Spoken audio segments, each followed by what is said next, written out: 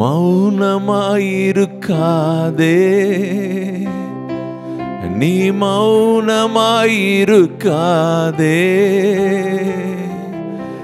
மௌனமாயிருக்காதே,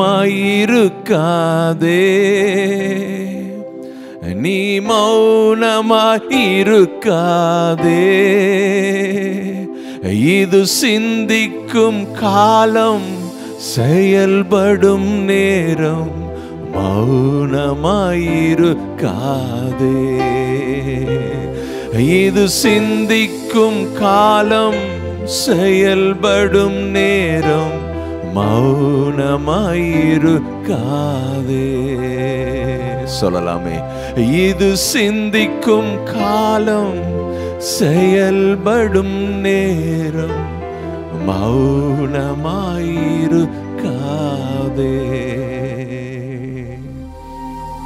இது தேவன் நமக்கு கொடுத்திருக்கிற பகற்காலம். அவருடைய சிந்தனைகளை நம்முடைய சிந்தனையாய் ஏற்றுக்கொண்டு இந்த பூமியிலே அவருக்காய் செயல்படுகிற காலம். தெய்வமே உமக்கு ஸ்தோத்திரம். ஒவ்வொரு முறை உம்முடைய சமூகத்துக்கு வரும் பொழுதெல்லாம் உம்முடைய பரம தரிசனத்தை நினைவு கூர்ந்து அதிலே பலப்படுத்தப்படுகிறவர்களாய் நாங்கள் வருகிறோம். ஆண்டவரே, நீர் எதற்காய் எங்களை வேறு பிரித்தீரோ, ரட்சித்தீரோ, அபிஷேகித்தீரோ அதை நினைவு கூற நாங்கள் வந்திருக்கிறோம். ஆண்டவரே, அதனால நாங்கள் பலப்படுத்தப்படவும், அதற்காகவே தேவன் எங்களுக்கு ஜீவன், சுகம், பலன், ஆரோக்கியத்தை கூட்டி கொடுக்கிறார் என்கிற அந்த நினைவோடு இருக்கும்படியாகவே கர்த்தர் எங்களை அழைத்து வந்திருக்கிறீர். இந்த ஆராதனைக்காய் ஸ்தோத்திரம். உம்முடைய கரத்தில் ஒப்பு கொடுக்கிறோம். அன்பின் பிதாவே, கர்த்தராகிய இயேசுவின் நாமத்தில் உம்மை வருகிறோம். கர்த்தர் இந்த மாதத்தின் கடைசி ஆராதனையிலே அழைத்து வந்து உம்மை ஆராதிக்க, ஸ்தோத்தரிக்க, உம்முடைய நாமத்தை மகிமைப்படுத்த, உம்முடைய மாசில்லாத, குற்றமில்லாத இரத்தத்தை நினைவு கூர்ந்து தயவையும் இரக்கத்தையும் காருண்யத்தையும் எண்ணி பார்க்க நீர் எங்களுக்கு கொடுத்த இந்த ஆராதனைக்காய் நன்றி. என் நாமத்தை மகிமைப்படுத்துகிற எந்த இடத்திலும் நான் வந்து ஆசீர்வதிப்பேன் என்று வாக்கு பண்ணினவரே, உமக்கு ஸ்தோத்திரம், உமக்கு ஸ்தோத்திரம். நம்முடைய வல்லமுள்ள பலத்த கரத்துக்குள்ள எங்களையும் வந்திருக்கிற ஒவ்வொரு பிள்ளைகளையும் நாங்கள் ஒப்பு கொடுக்கிறோம். இந்த ஆராதனை பரிசுத்த ஆவியானவர் ஆண்டு கொள்வாராக, ஆளுகை செய்வாராக. பரலோக தேவனுடைய சித்தத்திற்கு நேராய் வழி நடத்துகிற அந்த ஒரு வழி நடத்துதலுக்கு நேராய் எங்களையும் சபை பிள்ளைகள் அனைவரையும் ஒப்பு கொடுக்கிறோம். நிபந்தனை இல்லாம எங்களையே நாங்கள் தளர்த்தி உம்முடைய கரத்தில் ஒப்பு கொடுக்கிறோம். ஆண்டு கொள்வீராக. எல்லாம் உம்முடைய கட்டுப்பாட்டுக்குள் இருப்பதற்காய் ஸ்தோத்திரம். உமக்கே மகிமை. இயேசுவின் நாமத்தில் ஜெபிக்கிறோம் ஜீவனுள்ள நல்ல பிதாவே, ஆமென், ஆமென். நாம் உட்காரலாம். ஒரு சில பாடல்களை பாடி நாம் கர்த்தரை மகிமைப்படுத்தலாம். இந்த ஆராதனைக்கு ஆரம்பமாய் தகப்பனே தந்தையே தலை நிமிர செய்பவர் நீரே, அந்த பாடல் எல்லாரும் சேர்ந்து கரங்களை தட்டி தேவனை ஆராதிப்போம்.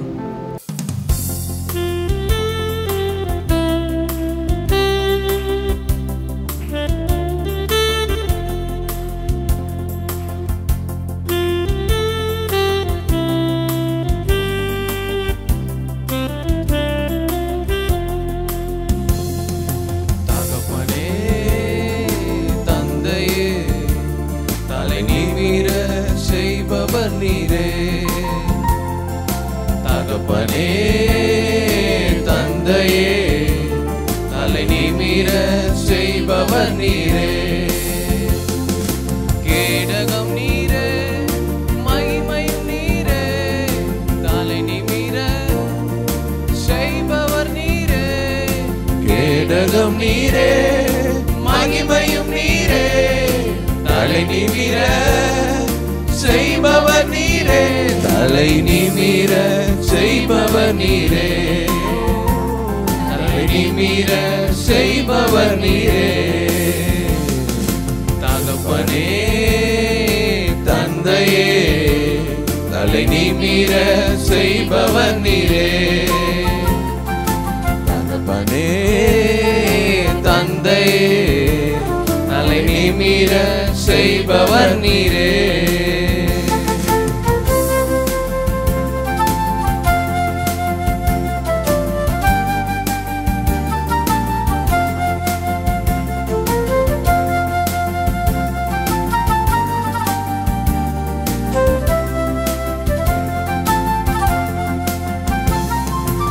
எதிரிகள் எவ்வளவாய் பெருகிவிட்டனர், எழுத்தெழுவோர் எத்தனை மிகுந்து விட்டனர்.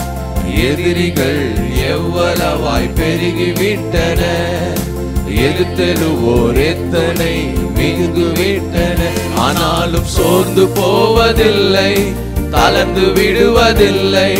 சோர்ந்து போவதில்லை, தளர்ந்து விடுவதில்லை. தகப்பனி தாங்குகிறே, என்னை தள்ளாட விட மாட்டீ. தகப்பனி தாங்குகிறே, என்னை தள்ளாட விட மாட்டீ. கேடகம் நீரே, மகிமையும் நீரே, தலை நிமிர செய்பவர் நீரே. கேடகம் நீரே, மகிமையும் நீரே, தலை நிமிர செய்பவர் நீரே. தலை நிமிர செய்பவர் நீரே, தலை நிமிர செய்பவர் நீரே.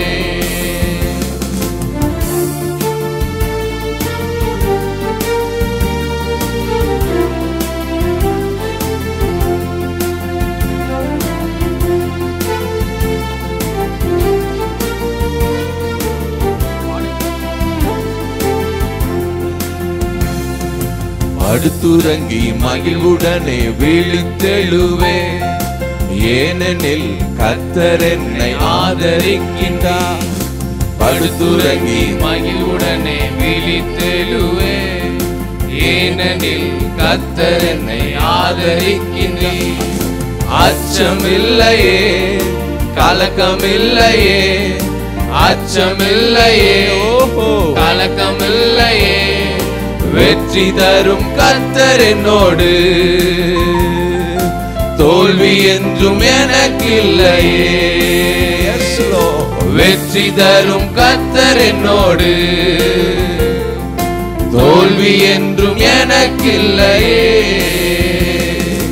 கேடகம் நீரே, எல்லோரும் மகிமையும் நீரே, தலை நிமிர செய்பவர் நீரே. கேடகம் நீரே, மகிமையும் நீரே, தலை நிமிர செய்பவர் நீரே.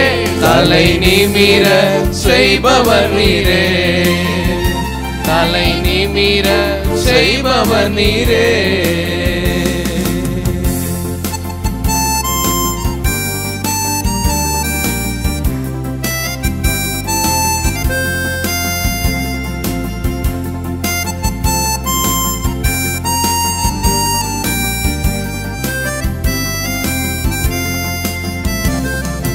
ஒன்றுக்கும் நான் கலங்காமல் ஸ்தோத்தரிப்பே, அறிவு கெட்டா பேரமைதி பாதுகாக்குதே. ஒன்றுக்கும் நான் கலங்காமல் ஸ்தோத்தரிப்பே, அறிவு கெட்டா பேரமைதி பாதுகாக்குதே. நீர் விரும்பத்தக்கவை தூய்மையானவை, நீர் விரும்பத்தக்கவை தூய்மையானவை, அவைகளையே தியானம் செய்கிறே. தினம் அறிக்கை செய்து ஜெயம் எடுப்பே, அவைகளையே தியானம் செய்கிறே. தினம் அறிக்கை செய்து ஜெயம் எடுப்பே. கேடகம் நீரே, மகிமையும் நீரே, தலை நிமிர செய்பவர் நீரே. கேடகம் நீரே, மகிமையும் நீரே, தலை நிமிர செய்பவர் நீரே. தலை நிமிர செய்பவர் நீரே, தலை நிமிர செய்பவர் நீரே, தலை நிமிர செய்பவர் நீரே, தலை நிமிர செய்பவர் நீரே.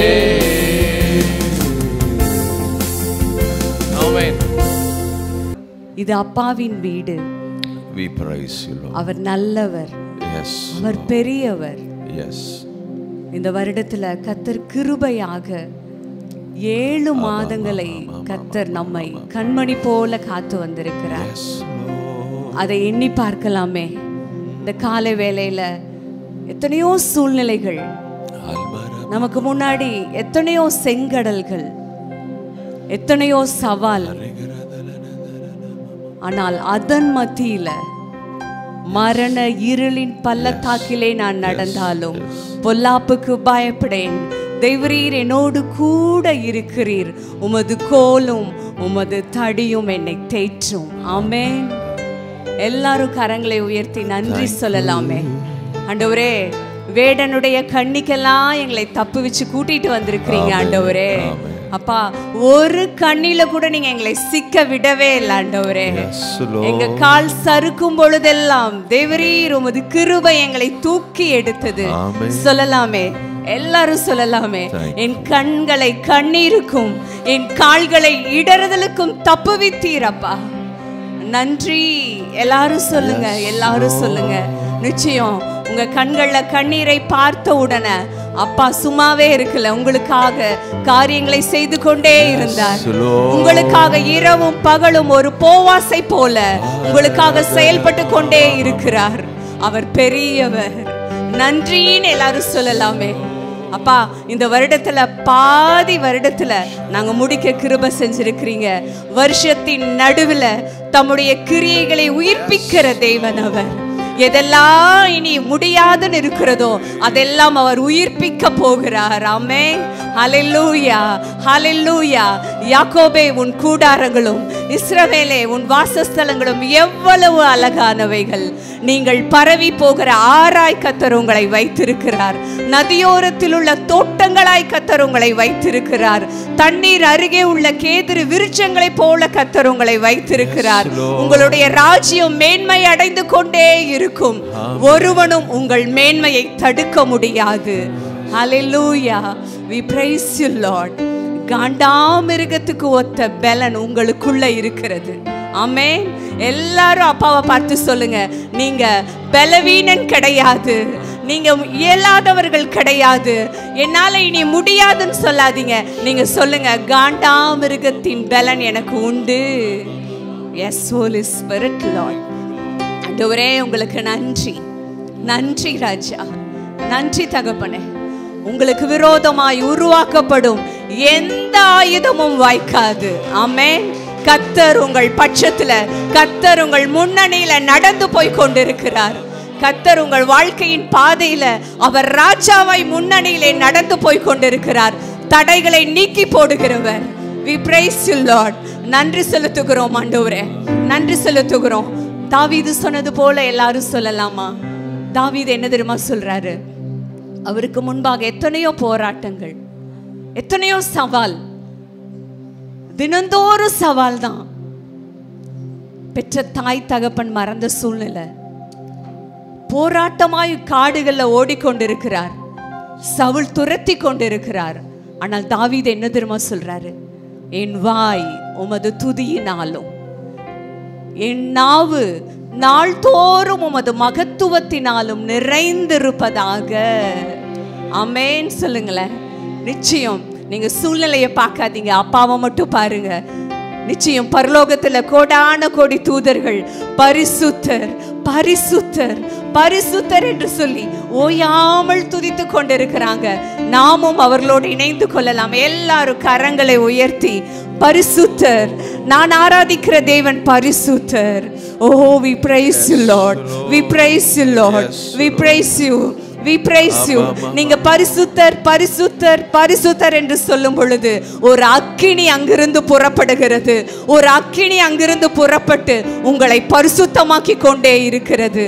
ஆமென், ஆமென். எல்லாரும் சொல்லலாமே, நான் ஆராதிக்கிறேன் தேவன் பரிசுத்தர், அவர் பரிசுத்தர். எல்லாரும் வாய்களும் திறக்கட்டும், எல்லாரும் அப்பாவை பார்த்து பேசுங்க. இந்த நேரத்தில் எல்லாரும் பயபக்தியோடு கூட அப்பாவின் சமூகத்தில் இருக்கிற அந்த இன்ப சமூகத்தை உணர்ந்தவர்களாய், அப்பா நீங்க பரிசுத்தர், நீங்க சொல்ல சொல்ல உங்களுடைய எல்லா பரிசுத்த குறைச்சலும் நிறைவாகி கொண்டிருக்கிறது. நீங்கள் அவரை துதிக்க துதிக்க உங்கள் குறைவு நிறைவாகி கொண்டிருக்கிறது. அப்படிப்பட்ட பிரசன்னத்துல நாம் இருக்கிறோம். We praise you Holy Spirit Lord. அப்பா உங்களுக்கு நன்றி. எங்கள் மத்தியில ஆண்டவரே உங்க பிரசன்னம் அலை அலையாய் எழுப்பி கொண்டிருப்பதற்காய் நன்றி நன்றி நன்றி. உங்களை உயர்த்துறோம்ப்பா, உங்களுக்கு நன்றி செலுத்துகிறோம் ஆண்டவரே. ஓ எங்கள் மத்தியில பரிசுத்த ஆவியானவரே உங்க ஊழியத்திற்காய் நன்றி. வாயின் கட்டுகள் இயேசுவின் நாமத்தில் விலகுவதாக, ஒடுங்கின ஆவிக்கு பதிலாக துதியின் உடை இறங்குவதாக. We praise you Lord. எல்லா ஒடுங்கின ஆவிக்கு பதிலாக இப்பொழுதே ஒரு துதியின் உடை போர்த்தப்படுவதாக. We praise you Lord. சாம்பலுக்கு பதிலாக சிங்காரம் உண்டாகி கொண்டிருப்பதற்காய் நன்றி. Thank you Lord. Thank you Lord. Thank you Holy Spirit. Thank you Holy Spirit. எல்லாரும் நன்றின்னு சொல்லுங்க. நன்றிங்க ஆவியானவரே, எங்க எல்லைகளுக்குள்ள நீங்க பெரியவராய் இருக்கிறீங்க. மாற்ற முடியாதவைகளை மாற்றிக்கொண்டு இருக்கிறீங்க. முடியவே முடியாதுங்கிற காரியத்தை கர்த்தர் கரத்துல எடுக்கிறீங்கப்பா. We thank you Lord. நன்றி செலுத்துகிறோம் ஆண்டவரே, நன்றி செலுத்துகிறோம். Yes Lord. We praise you Father. Remala shahala dunanteraba. Thank you. Alemara shamala koroduraba. Rehananturaba. Azemel broko rotune meherateraba. Haremilaha dunama handere koroduraba. ஓ கரிமல ஹந்தரபா. நீர் நீரே யுத்தத்தில் சிறந்தவர் ஆண்டவரே. நீரே நீர் மாத்திரமே ஆண்டவரே. நீரே யுத்தத்தில் சிறந்தவர் அப்பா. உங்களுக்கு நன்றி செலுத்துகிறோம், நன்றி செலுத்துகிறோம், நன்றி செலுத்துகிறோம். நன்றி ராஜா. எத்தனை ஓகை போன்ற ராஜாக்கள் எழும்பி நின்றாலும் ஒருவனும் எங்கள் முன்பாக ஜெயிக்க முடியாது. கர்த்தர் எங்கள் முன்னணியிலே ராஜாவாய் நடந்து போய் கொண்டிருக்கிறீர். We praise you Lord. நன்றி ராஜா. பெரிய ராஜாக்களை சங்கரித்தவரை துதியுங்கள், அவர் கிருபை என்றும் உள்ளது. ஓகை சங்கரித்தவரை துதியுங்கள், அவர் கிருபை என்றும் உள்ளது. எல்லாரும் சொல்லலாமே, அப்பா உங்க கிருபை என்றும் உள்ளது. உங்க சூழ்நிலையை பார்த்து சொல்லுங்க, உங்க கிருபை என்றும் உள்ளது. ஒண்ணுமே நடக்க முடியாதுன்னு இருக்கிற சூழ்நிலையை பார்த்து சொல்லுங்க, அப்பா உங்க கிருபை பெரியது, அப்பா உங்க கிருபை என்றும் உள்ளது, அப்பா உங்க கிருபை மாறாதது. கிருபை உண்டாவதாக, கிருபை உண்டாவதாக. செருபாபேலுக்கு சொல்லப்படுகிற வார்த்தை என்னவென்றால், பலத்தினாலும் அல்ல, பராக்கிரமத்தினாலும் அல்ல, கர்த்தருடைய ஆவியினாலேயே ஆகும். ஆமென். எல்லாரும் சத்தமா சொல்லலாமா? ஆமென், ஆமென் என்று சொல்லலாமே. Yes Holy Spirit Lord. பலத்தினால் அல்ல, பராக்கிரமத்தினாலும் அல்ல, கர்த்தருடைய ஆவியினாலேயே, கர்த்தருடைய ஆவியினாலேயே. ஒரே மகாந்துரப. எல்லாரும் அந்நிய பாஷையில, நிச்சயம் எல்லாரும் அந்நிய பாஷையை உயர்த்தி அந்த வார்த்தையை நீங்க பேச பேச பேச உங்க ஊற்றுகள் திறக்கப்படும். உங்க ஊற்றுகளை கர்த்தர் திறந்து விடுவார். உங்க உள்ளான ஊற்றுகளை பரிசுத்த ஆவியானவர் திறந்து விடுவார். உங்க கண்களை திறந்து விடுவார். அரேமல ஷஹலந்துரபா லமரே ஷஹலதுரபா நந்தரபா ஹரேமிலஹ துரதனந்தரபா அஸெமிலஹ துனமஹந்துரபா. நீங்கள் போகும் வழியை அவர் அறிவார். நீங்கள் கலங்க தேவையில்லை. நீங்க போய் கொண்டிருக்கிற வழியை, உங்கள் எதிர்காலத்தை அவர் உங்களை விட, நீங்கள் நினைத்து பார்க்கிறதை விட அவர் அழகாய் சிலுவையிலே எல்லாவற்றையும் செய்து முடித்திருக்கிறார். எருசலேமுடன் அவர் பட்சமாய் பேசி அதை போர் முடிந்தது என்று சொல்லுங்கள் என்று சொல்லி இருக்கிறார். ஆமென். நீங்க சொல்லுங்க, ஆண்டவரே என்னுடைய எல்லா போரும் சிலுவையில முடிஞ்சிருச்சுப்பா. எல்லா கரங்களை தட்டி சொல்லலாமே, என்னுடைய போர் எல்லாம் முடிந்தது. Yes Holy Spirit of God. நீங்க நினைக்கிறீங்க என் வாழ்க்கை போராவே இருக்கு, யுத்தமாவே இருக்கு. ஆனால் வேதம் உங்களுக்கு சொல்லுகிறது, உங்களிடம் தேவன் பட்சமாய் உங்கள் மீது தன் கரத்தை வைத்து சொல்லுகிறார், எருசலேமே உன்னுடைய போர் முடிந்து விட்டது. எருசலேமே உன்னுடைய போர் முடிந்து விட்டது. சிலுவையில என்றைக்கு கிறிஸ்து மரித்து உயிர்த்தெழுந்தாரோ அன்றைக்கே உங்களுடைய போர் முடிந்து விட்டது. ஹல்லேலூயா. எல்லாரும் வாயை திறந்து அந்நிய பாஷையில எல்லாரும் உங்க சத்தம் உயரட்டும், உங்க சத்தம் உயரட்டும். எல்லாம் சத்தமாய் தேவனுடைய அந்த பரலோகத்துல மகா சத்தமாய் ஆர்ப்பரித்தார்கள் என்று சொல்லி பார்க்கிறோம். எல்லாரும் மகா சத்தமாய் Remalo shahanan turaba daraba isibela shahanan turebekara asemela khorokoto turaba arrekenan turaba hadura asemalha turaba undvaai virivai tera நான் அதை நிரப்புவேன். Remahu shahanantura halme hinanturaba harimal haduna azimil barahanturaba ishimil karoduraba arimal hodunantaraba oh rikananturaba. Thank you Holy Spirit. நன்றி செலுத்துகிறோம், நன்றி செலுத்துகிறோம், நன்றி செலுத்துகிறோம், நன்றி செலுத்துகிறோம், நன்றி செலுத்துகிறோம். அப்பா உங்களுக்கு நன்றி, நன்றி, நன்றி. என் கண்மலையானவர் துதிக்கப்படுவீராக, என் ரட்சிப்பின் தேவன் உயர்த்தப்படுவீராக. கண்மலையானவர் கரங்களை உயர்த்தி பாடலாமே. என் ரட்சிப்பின் தேவன் உயர்த்தப்படுவீராக.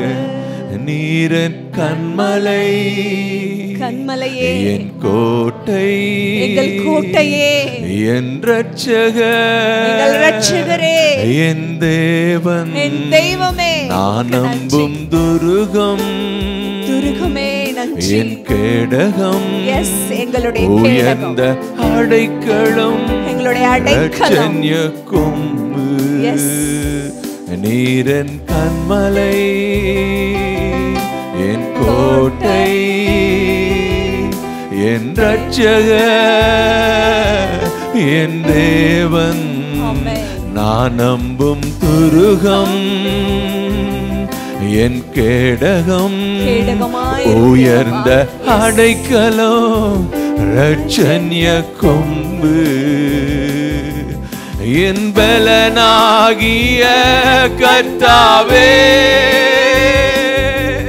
நானும் அன்பு கூறுவே. என் பலனாகிய கர்த்தாவே, நானும் அன்பு கூறுவே. கண்மலையானவர் துதிக்கப்படுவீராக, ரட்சிப்பின் தேவன் உயர்த்தப்படுவீராக. ஆபத்து நாளில் எதிரிட்டு வந்தார்கள், கர்த்தரோ ஆதரவாயிருந்தீர். ஆபத்து நாளில் எதிரிட்டு வந்தார்கள், கர்த்தரோ ஆதரவாயிருந்தீர். விசாலமான இடத்திலே என்னை கொண்டு வந்து நீ விசாலமான இடத்திலே உங்களை அமரச் செய்கிறது. விசாலமான இடத்திலே என்னை கொண்டு வந்து நீர் தப்புவித்தீர். என் பலனாகிய கர்த்தாவே, நானும் அன்பு கூறுவே. என் கண்மலையானவர் துதிக்கப்படுவீராக, என் ரட்சிப்பின் தேவன் உயர்த்தப்படுவீராக. கண்மலையானவர் துதிக்கப்படுவீராக, ஓ ரட்சிப்பின் தேவன் உயர்த்தப்படுவீராக. நீங்கள் நம்பி இருக்கிற கண்மலை பெரியவர். எதிரி சொல்றாங்க அவளுடைய கண்மலை நம்மளுடைய கண்மலை போல அல்ல, அவனுடைய கண்மலை அவர் பெரிய கண்மலை. ஆமென். நீங்கள் நிற்கிற உங்கள் கண்மலையின் தேவனானவர் அவர் பெரியவர். எல்லாரும் சொல்லலாமே, அப்பா நீங்க பெரியவர், நீங்க பெரியவர். நான் நம்பி இருக்கும் கண்மலையாக இயேசு கிறிஸ்து அவர் பெரியவர், அவர் பெரியவர். நீங்க பார்க்கிற எல்லா சத்துருக்களை பார்க்கிலும் அவர் பெரியவர், அவர் பெரியவர், அவர் உன்னதமானவர், அவர் உயர்ந்த தேவன். ஹல்லேலூயா. நன்றி ராஜா. பரிசுத்த ஆவியானவரே உங்களுக்கு நன்றின்னு சொல்லுங்க. நன்றிங்க ஆண்டவரே, நன்றி. யோசுவாவை போல காலேபை போல சொல்லுங்க, நாங்கள் எளிதாய் மேற்கொள்ளுவோம். ஆமென். எல்லாரும் ஆவியில நிறைந்து சொல்லுங்களேன், என் பிரச்சனையை நான் எதிர்நோக்கி இருக்கிற காரியத்தை இயேசுவின் நாமத்தை கொண்டு நான் எளிதாய் சுதந்தரிப்பேன், நான் எளிதாய் மேற்கொள்ளுவேன். நீங்க கர்த்தருடைய பிரசன்னத்துல எதை சொல்றீங்களோ அதை பரிசுத்த ஆவியானவர் ஆமென் என்று அங்கீகரிப்பார். நீங்க பிரசன்னத்துல பேசுற காரியத்தை, விசுவாசத்துல அறிக்கையிடுகிற காரியத்தை பரிசுத்த ஆவியானவர் ஆமென் என்று அங்கீகரிப்பார். எல்லாரும் சொல்லுங்களேன், எல்லாரும் சொல்லுங்க, நான் எளிதாய் சுதந்தரிப்பேன். ஆமென். நான் எளிதாய் மேற்கொள்ளுவேன், நான் எளிதாய் சுதந்தரிப்பேன். எனக்கு முன்பாக இருக்கிற எத்தனை ராட்சதர்கள் இருந்தாலும் பரவாயில்ல, கர்த்தர் என்னோட இருக்கிறதுனால நான் எளிதாய் சுதந்தரிப்பேன். ஆமென். ஹல்லேலூயா. Thank you Holy Spirit. Thank you.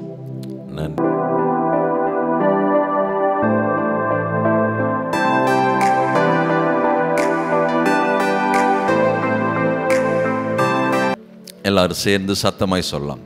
மனிதன் அப்பத்தினால் மாத்திரமல்ல, தேவனுடைய வாயிலிருந்து புறப்படுகிற ஒவ்வொரு வார்த்தையினாலும் பிழைப்பான். ஆமென். தேவன் உங்களை அழைத்த ஒரு உன்னதமான ஒரு அழைப்பு ஒன்று இருக்குதுங்க. என்ன தெரியுமா? அந்தகார இருளிலிருந்து ஆச்சரியமான ஒளியினிடத்துக்கு வரவழைத்தவருடைய புண்ணியங்களை அறிவிக்கும்படி தெரிந்து கொள்ளப்பட்ட சந்ததி, ராஜரீக ஆசாரிய கூட்டம், அவருடைய பரிசுத்த ஜாதி, அவருடைய சொந்த ஜனம். ஆமென். உங்களுக்கு கிடைக்கப்பட்ட அந்த வாழ்வு, அந்த ஆசீர்வாதம், வேதம் சொல்லுகிறது, மெய்யான நீதியிலும் மெய்யான பரிசுத்தத்திலும் சிருஷ்டிக்கப்பட்ட புதிய மனுஷனை தரித்து கொண்டிருக்கிறீர்களே. உங்க மேல ஒரு விசேஷித்த கிருபை தயவு இருக்கிறது. எத்தனை பேர் ஆமீன் சொல்றீங்க? உங்க மேல கர்த்தரின் ஆசீர்வாதம் இருக்கிறது. எத்தனை பேர் ஆமீன் சொல்றீங்க? ஆமீன். அப்போ தேவன் உங்களுக்குன்னு என்னவெல்லாம் கொடுத்திருக்கிறாரோ, அவருடைய ஆசீர்வாதத்தை கொடுத்திருக்கிறார், அவருடைய ஆவியை கொடுத்திருக்கிறார், அவருடைய பலனை கொடுத்திருக்கிறார், அவருடைய ஜீவனை கொடுத்திருக்கிறார், அவருடைய கிருபைகளை கொடுத்திருக்கிறார், தயவை கொடுத்திருக்கிறார், இரக்கத்தை கொடுத்திருக்கிறார், அன்பை கொடுத்திருக்கிறார். எவைகளையெல்லாம் உங்களுக்கு தேவன் கொடுத்தாரோ அது ஒரு காலும் மௌனமாய் இருக்காது. அது வேலை செய்து கொண்டுதான் இருக்கும். அது ஒருபொழுது மௌனமா இருக்காது. அது அது அது அது அது உங்களுக்குள்ள அது வேலை செய்யும். ஏன்னா அது அப்படித்தான் இயங்கும்படி தான் கர்த்தர் வைத்திருக்கிறார். அது அப்படியே யாருக்கும் தெரியாம அப்படியே ஒரு மூலையில ஓரமா போய் அப்படியே இருந்து அப்படியே வாழ்க்கையை முடிச்சுப்பதற்காக கர்த்தர் உங்களுக்கு ரட்சிப்பையும் கொடுக்கல, தயவையும் கொடுக்கல, கிருபை கொடுக்கல, வரங்களை கொடுக்கல, ஆசீர்வாதங்களை கொடுக்கல. அது இந்த உலகத்துக்கு வெட்ட வெளிச்சமாய் காட்டும்படியாகத்தான் கர்த்தர் உங்கள் மேல அபிஷேகத்தையும் கிருபைகளையும் ஆசீர்வாதத்தையும் வைத்திருக்கிறார். சத்தமா ஆமீன் சொல்லுங்க பார்க்கலாம். சத்தமா ஆமீன் சொல்லுங்க பார்க்கலாம். என் மேல இருக்கிற கர்த்தரின் ஆசீர்வாதம் ஓயாது, மௌனமாயிராது, அமைதியாய் போகாது. அது நாளுக்கு நாள் பொங்கி வழியும், நிரம்பி வழியும். மற்றவர்கள் பார்க்கிற விதத்தில் அது வெளிப்படும். சத்தமா ஆமீன் சொல்லுங்க. மௌனமாயிருக்காதே, நீ மௌனமாயிருக்காதே, இது சிந்திக்கும் காலம், செயல்படும் நேரம், மௌனமாயிருக்காது. உங்க மேல இருக்கிற அபிஷேகத்தை பார்த்து நீங்களே சொல்லுங்க. உங்க மேல இருக்கிற அவருடைய ஆசீர்வாதத்தை பார்த்து, அவர் தயவை பார்த்து, அவருடைய கிருபைகளை பார்த்து, உங்களுக்கு ஏற்பட்டிருக்கிற அந்த மாற்றத்தை பார்த்து, உங்களுக்குள் உண்டான அந்த புதிய வாழ்க்கையை பார்த்து நீங்களே சொல்லலாம், மனசே மௌனமாயிருக்காதே, ஓ நீ மௌனமாயிருக்காதே, இது சிந்திக்கும் காலம், செயல்படும் நேரம், மௌனமாயிருக்காதே. சொல்லலாமே எல்லோரும், இது சிந்திக்கும் காலம், செயல்படும் நேரம், மௌனமாயிருக்காதே.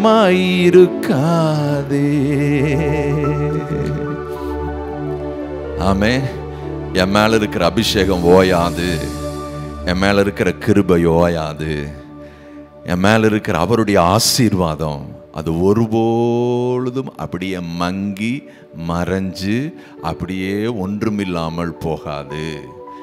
ஏனென்றால் பரலோக தேவன், சர்வ வல்ல தேவன், அண்ட சராசரங்களையும் படைத்த தேவன் என் வாழ்வுக்கு ஒரு நன்மையை கொடுப்பாரே என்றால் அந்த நன்மை உலகத்தின் நன்மைக்காக, உலகத்தின் நன்மைக்காக. ஆமென். அதனால தான் அவர் சொல்றார், நீங்கள் இந்த பூமிக்கு உப்பாய் இருக்கிறீர்கள், உலகத்திற்கு வெளிச்சமாய் இருக்கிறீர்கள். எத்தனை பேர் அப்படி பார்க்குறீங்க? உங்க வாழ்க்கை உங்களோடு போகல, இந்த பூமியில ஒரு தாக்கத்தை ஏற்படுத்த வேண்டும் என்பதற்காகத்தான் கர்த்தர் உன் கரத்தை பிடித்திருக்கிறார். ஆமென். எஸ்தர் ராஜாத்தியிடம் சொல்லப்பட்ட வார்த்தை, உனக்கு இந்த ராஜ மேன்மை கிடைத்தது நீ என்ன மௌனமா இருப்பதற்காகவா? ஓ நீ சேஃப்டி ஆயிட்ட, நீ சம்பாதிச்சிட்ட, உனக்கு ஒரு வாழ்க்கை கிடைச்சிருச்சு, உனக்கு ஒரு ஐஸ்வர்யம் கிடைச்சிருச்சு, உனக்கு ஒரு பாதுகாப்பு கிடைச்சிருச்சு, உனக்கு ஒரு அந்தஸ்து கிடைச்சிருச்சு, உனக்கு ஒரு ஸ்தானம் கிடைத்து விட்டது, எந்த மனுஷனுக்கும் இல்லாத நன்மை உனக்கு கிடைச்சிருச்சு. ஓகே, அப்படி உனக்கு கிடைத்த அந்த ராஜ மேன்மை மௌனமாய் இருப்பதற்காக தான் மொர்தெகாய் உற்சாகப்படுத்தின. இல்ல, நீ மட்டும் மௌனமா இருந்தீனா உலகம் ரட்சிக்கப்படும், பக்கத்து வீட்டுக்காரர் ரட்சிக்கப்படுவாங்க, ஜனங்கள் ரட்சிக்கப்படுவாங்க, ஆனா அது வேறு வழியா போகும். ஆனா உன் ட்ராக்ல வரணும்னு தான் கர்த்தர் விரும்புகிறார். உன் மூலியமாய்த்தான் அவர்கள் இயேசுவை காண வேண்டும் என்பதற்காகத்தான் கர்த்தர் உன்னை இந்த மேன்மையான ஸ்தானத்தில் வச்சிருக்கிறார்னு சொல்றார். ஹலோ, கர்த்தர் உங்களுக்கு கொடுத்த சுகம், கர்த்தர் உங்களுக்கு கொடுத்திருக்கிற ஆசீர்வாதம், உங்களை ஆபத்திலிருந்து காப்பாற்றினாரே,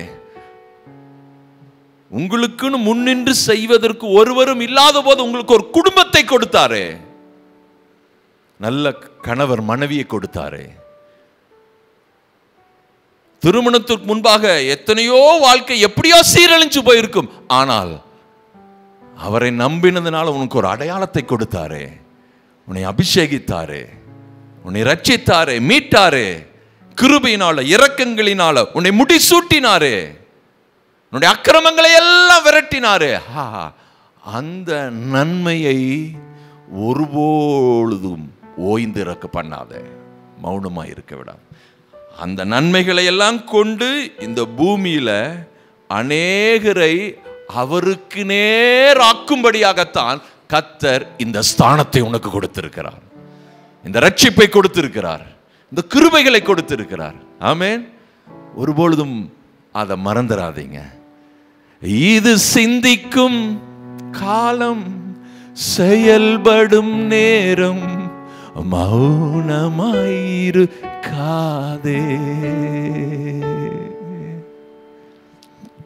பகட்டு வாழ்வோ பரமனின் அன்போ எது உன்னை இழுக்கின்றது? எனக்கு போதுமாப்பா, எனக்கு 3 வேளை சாப்பாடு கிடைச்சிருச்சு, எனக்கு ஓய்வு கிடைச்சிருச்சு, எனக்கு எல்லாம் சுற்றி சேஃபா இருக்கிறேன், அது போதுமா? அதுவே திருப்தி அடைஞ்சிடுறீங்களா? அல்லது பரமனினுடைய அன்பு ஒன்று இருக்கிறது. அந்த அன்பு என்ன சொல்லுது தெரியுமா? உன்னை சேற்றிலிருந்து தூக்கினேன் அல்லவா,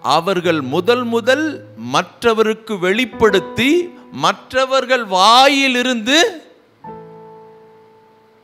இவர்கள் தேவனோடு இருந்தார்கள் என்பது எதை சொன்னாங்க தெரியுமா? எதை சொன்னாங்க தெரியுமா? பாருங்க, அப்போஸ்தலர் நடபடிகள் 4ஆம் அதிகாரம் 13வது வசனம் பாருங்க. பேதுருவும் யோவானும் பேசுகிற தைரியத்தை கண்டு அவர்கள் படிப்பறிவில்லாதவர்கள் என்றும் பேதமை உள்ளவர்கள் என்றும் அறிந்தபடினால் ஆச்சரியப்பட்டு இவர்கள் இயேசுவுடனே கூட இருந்தவர்கள் என்றும். ஆஹா, நீங்க இயேசுவோடு நடக்கிறீங்க, இயேசுவோடு வாழ்றீங்க, இயேசுவை வெளிப்படுத்துறீங்க அப்படின்னு சொல்லுச்சுன்னா ஒரு அடையாளம் என்ன தெரியுமா? நீங்கள் பேசுகிற தைரியத்தை கண்டு. மௌனமா இருக்காதுங்க. அவங்க ஆதி அப்போஸ்தலர்கள் பெற்ற பரிசுத்த ஆவியின் அபிஷேகம், அவங்களுக்குள் ஏற்பட்டிருக்கிற அந்த புதிய பிறப்பு, இயேசுவின் மேல் வைத்திருக்க அசைக்க முடியாத உறுதியான அந்த விசுவாசம், இயேசுவின் உயிர்த்தெழுதல் மேல அவங்க வைத்த பூரண நம்பிக்கை, இது எல்லாமே அவங்களுக்குள்ள ஒரு மாற்றத்தை ஏற்படுத்தி பயந்து ஒளிந்து கொண்டு இருந்தவர்கள் இப்ப என்னவா மாறுறாங்க? தைரியமா மாறுறாங்க. தைரியமா மாறுறாங்க. தைரியமாய் பேசுகிறார்கள். சொல்லுங்க, பேசுறாங்க. உங்க மேல இருக்கிற அபிஷேகத்தை சரியான நேரத்தில் சரியான இடத்துல அதை பேசுவதுதான் மௌனமா இருக்கல அப்படிங்கிறதுக்கு ஒரு அடையாளம். உங்க மேல கர்த்தருடைய அபிஷேகம் இருக்குதா? தேவனோடு நீங்க இருக்கிறீங்களா? தேவனோடு நடக்கிறீங்களா? உங்களுக்குள்ள என்ன நடந்துச்சோ அதை நீங்க பேசுவீங்க, அதை பேசாம இருக்க மாட்டீங்க. உங்களுக்குள் ஏற்பட்ட மாற்றத்தை கண்டிப்பா நீங்க என்ன பண்ணுவீங்க? பேசுவீங்க. ஹலோ, ஒரு மிகப்பெரிய காட்சி பொருள் என்ன தெரியுங்களா? உங்களுடைய வாழ்க்கையில் நடந்த சாட்சி தான். தேவன் உங்களோடு எப்படி இடைப்பட்டார், என்ன விதமான மாற்றத்தை நீங்கள் அனுபவித்தீர்கள். ஏன்னா அது உண்மை, அது உண்மை.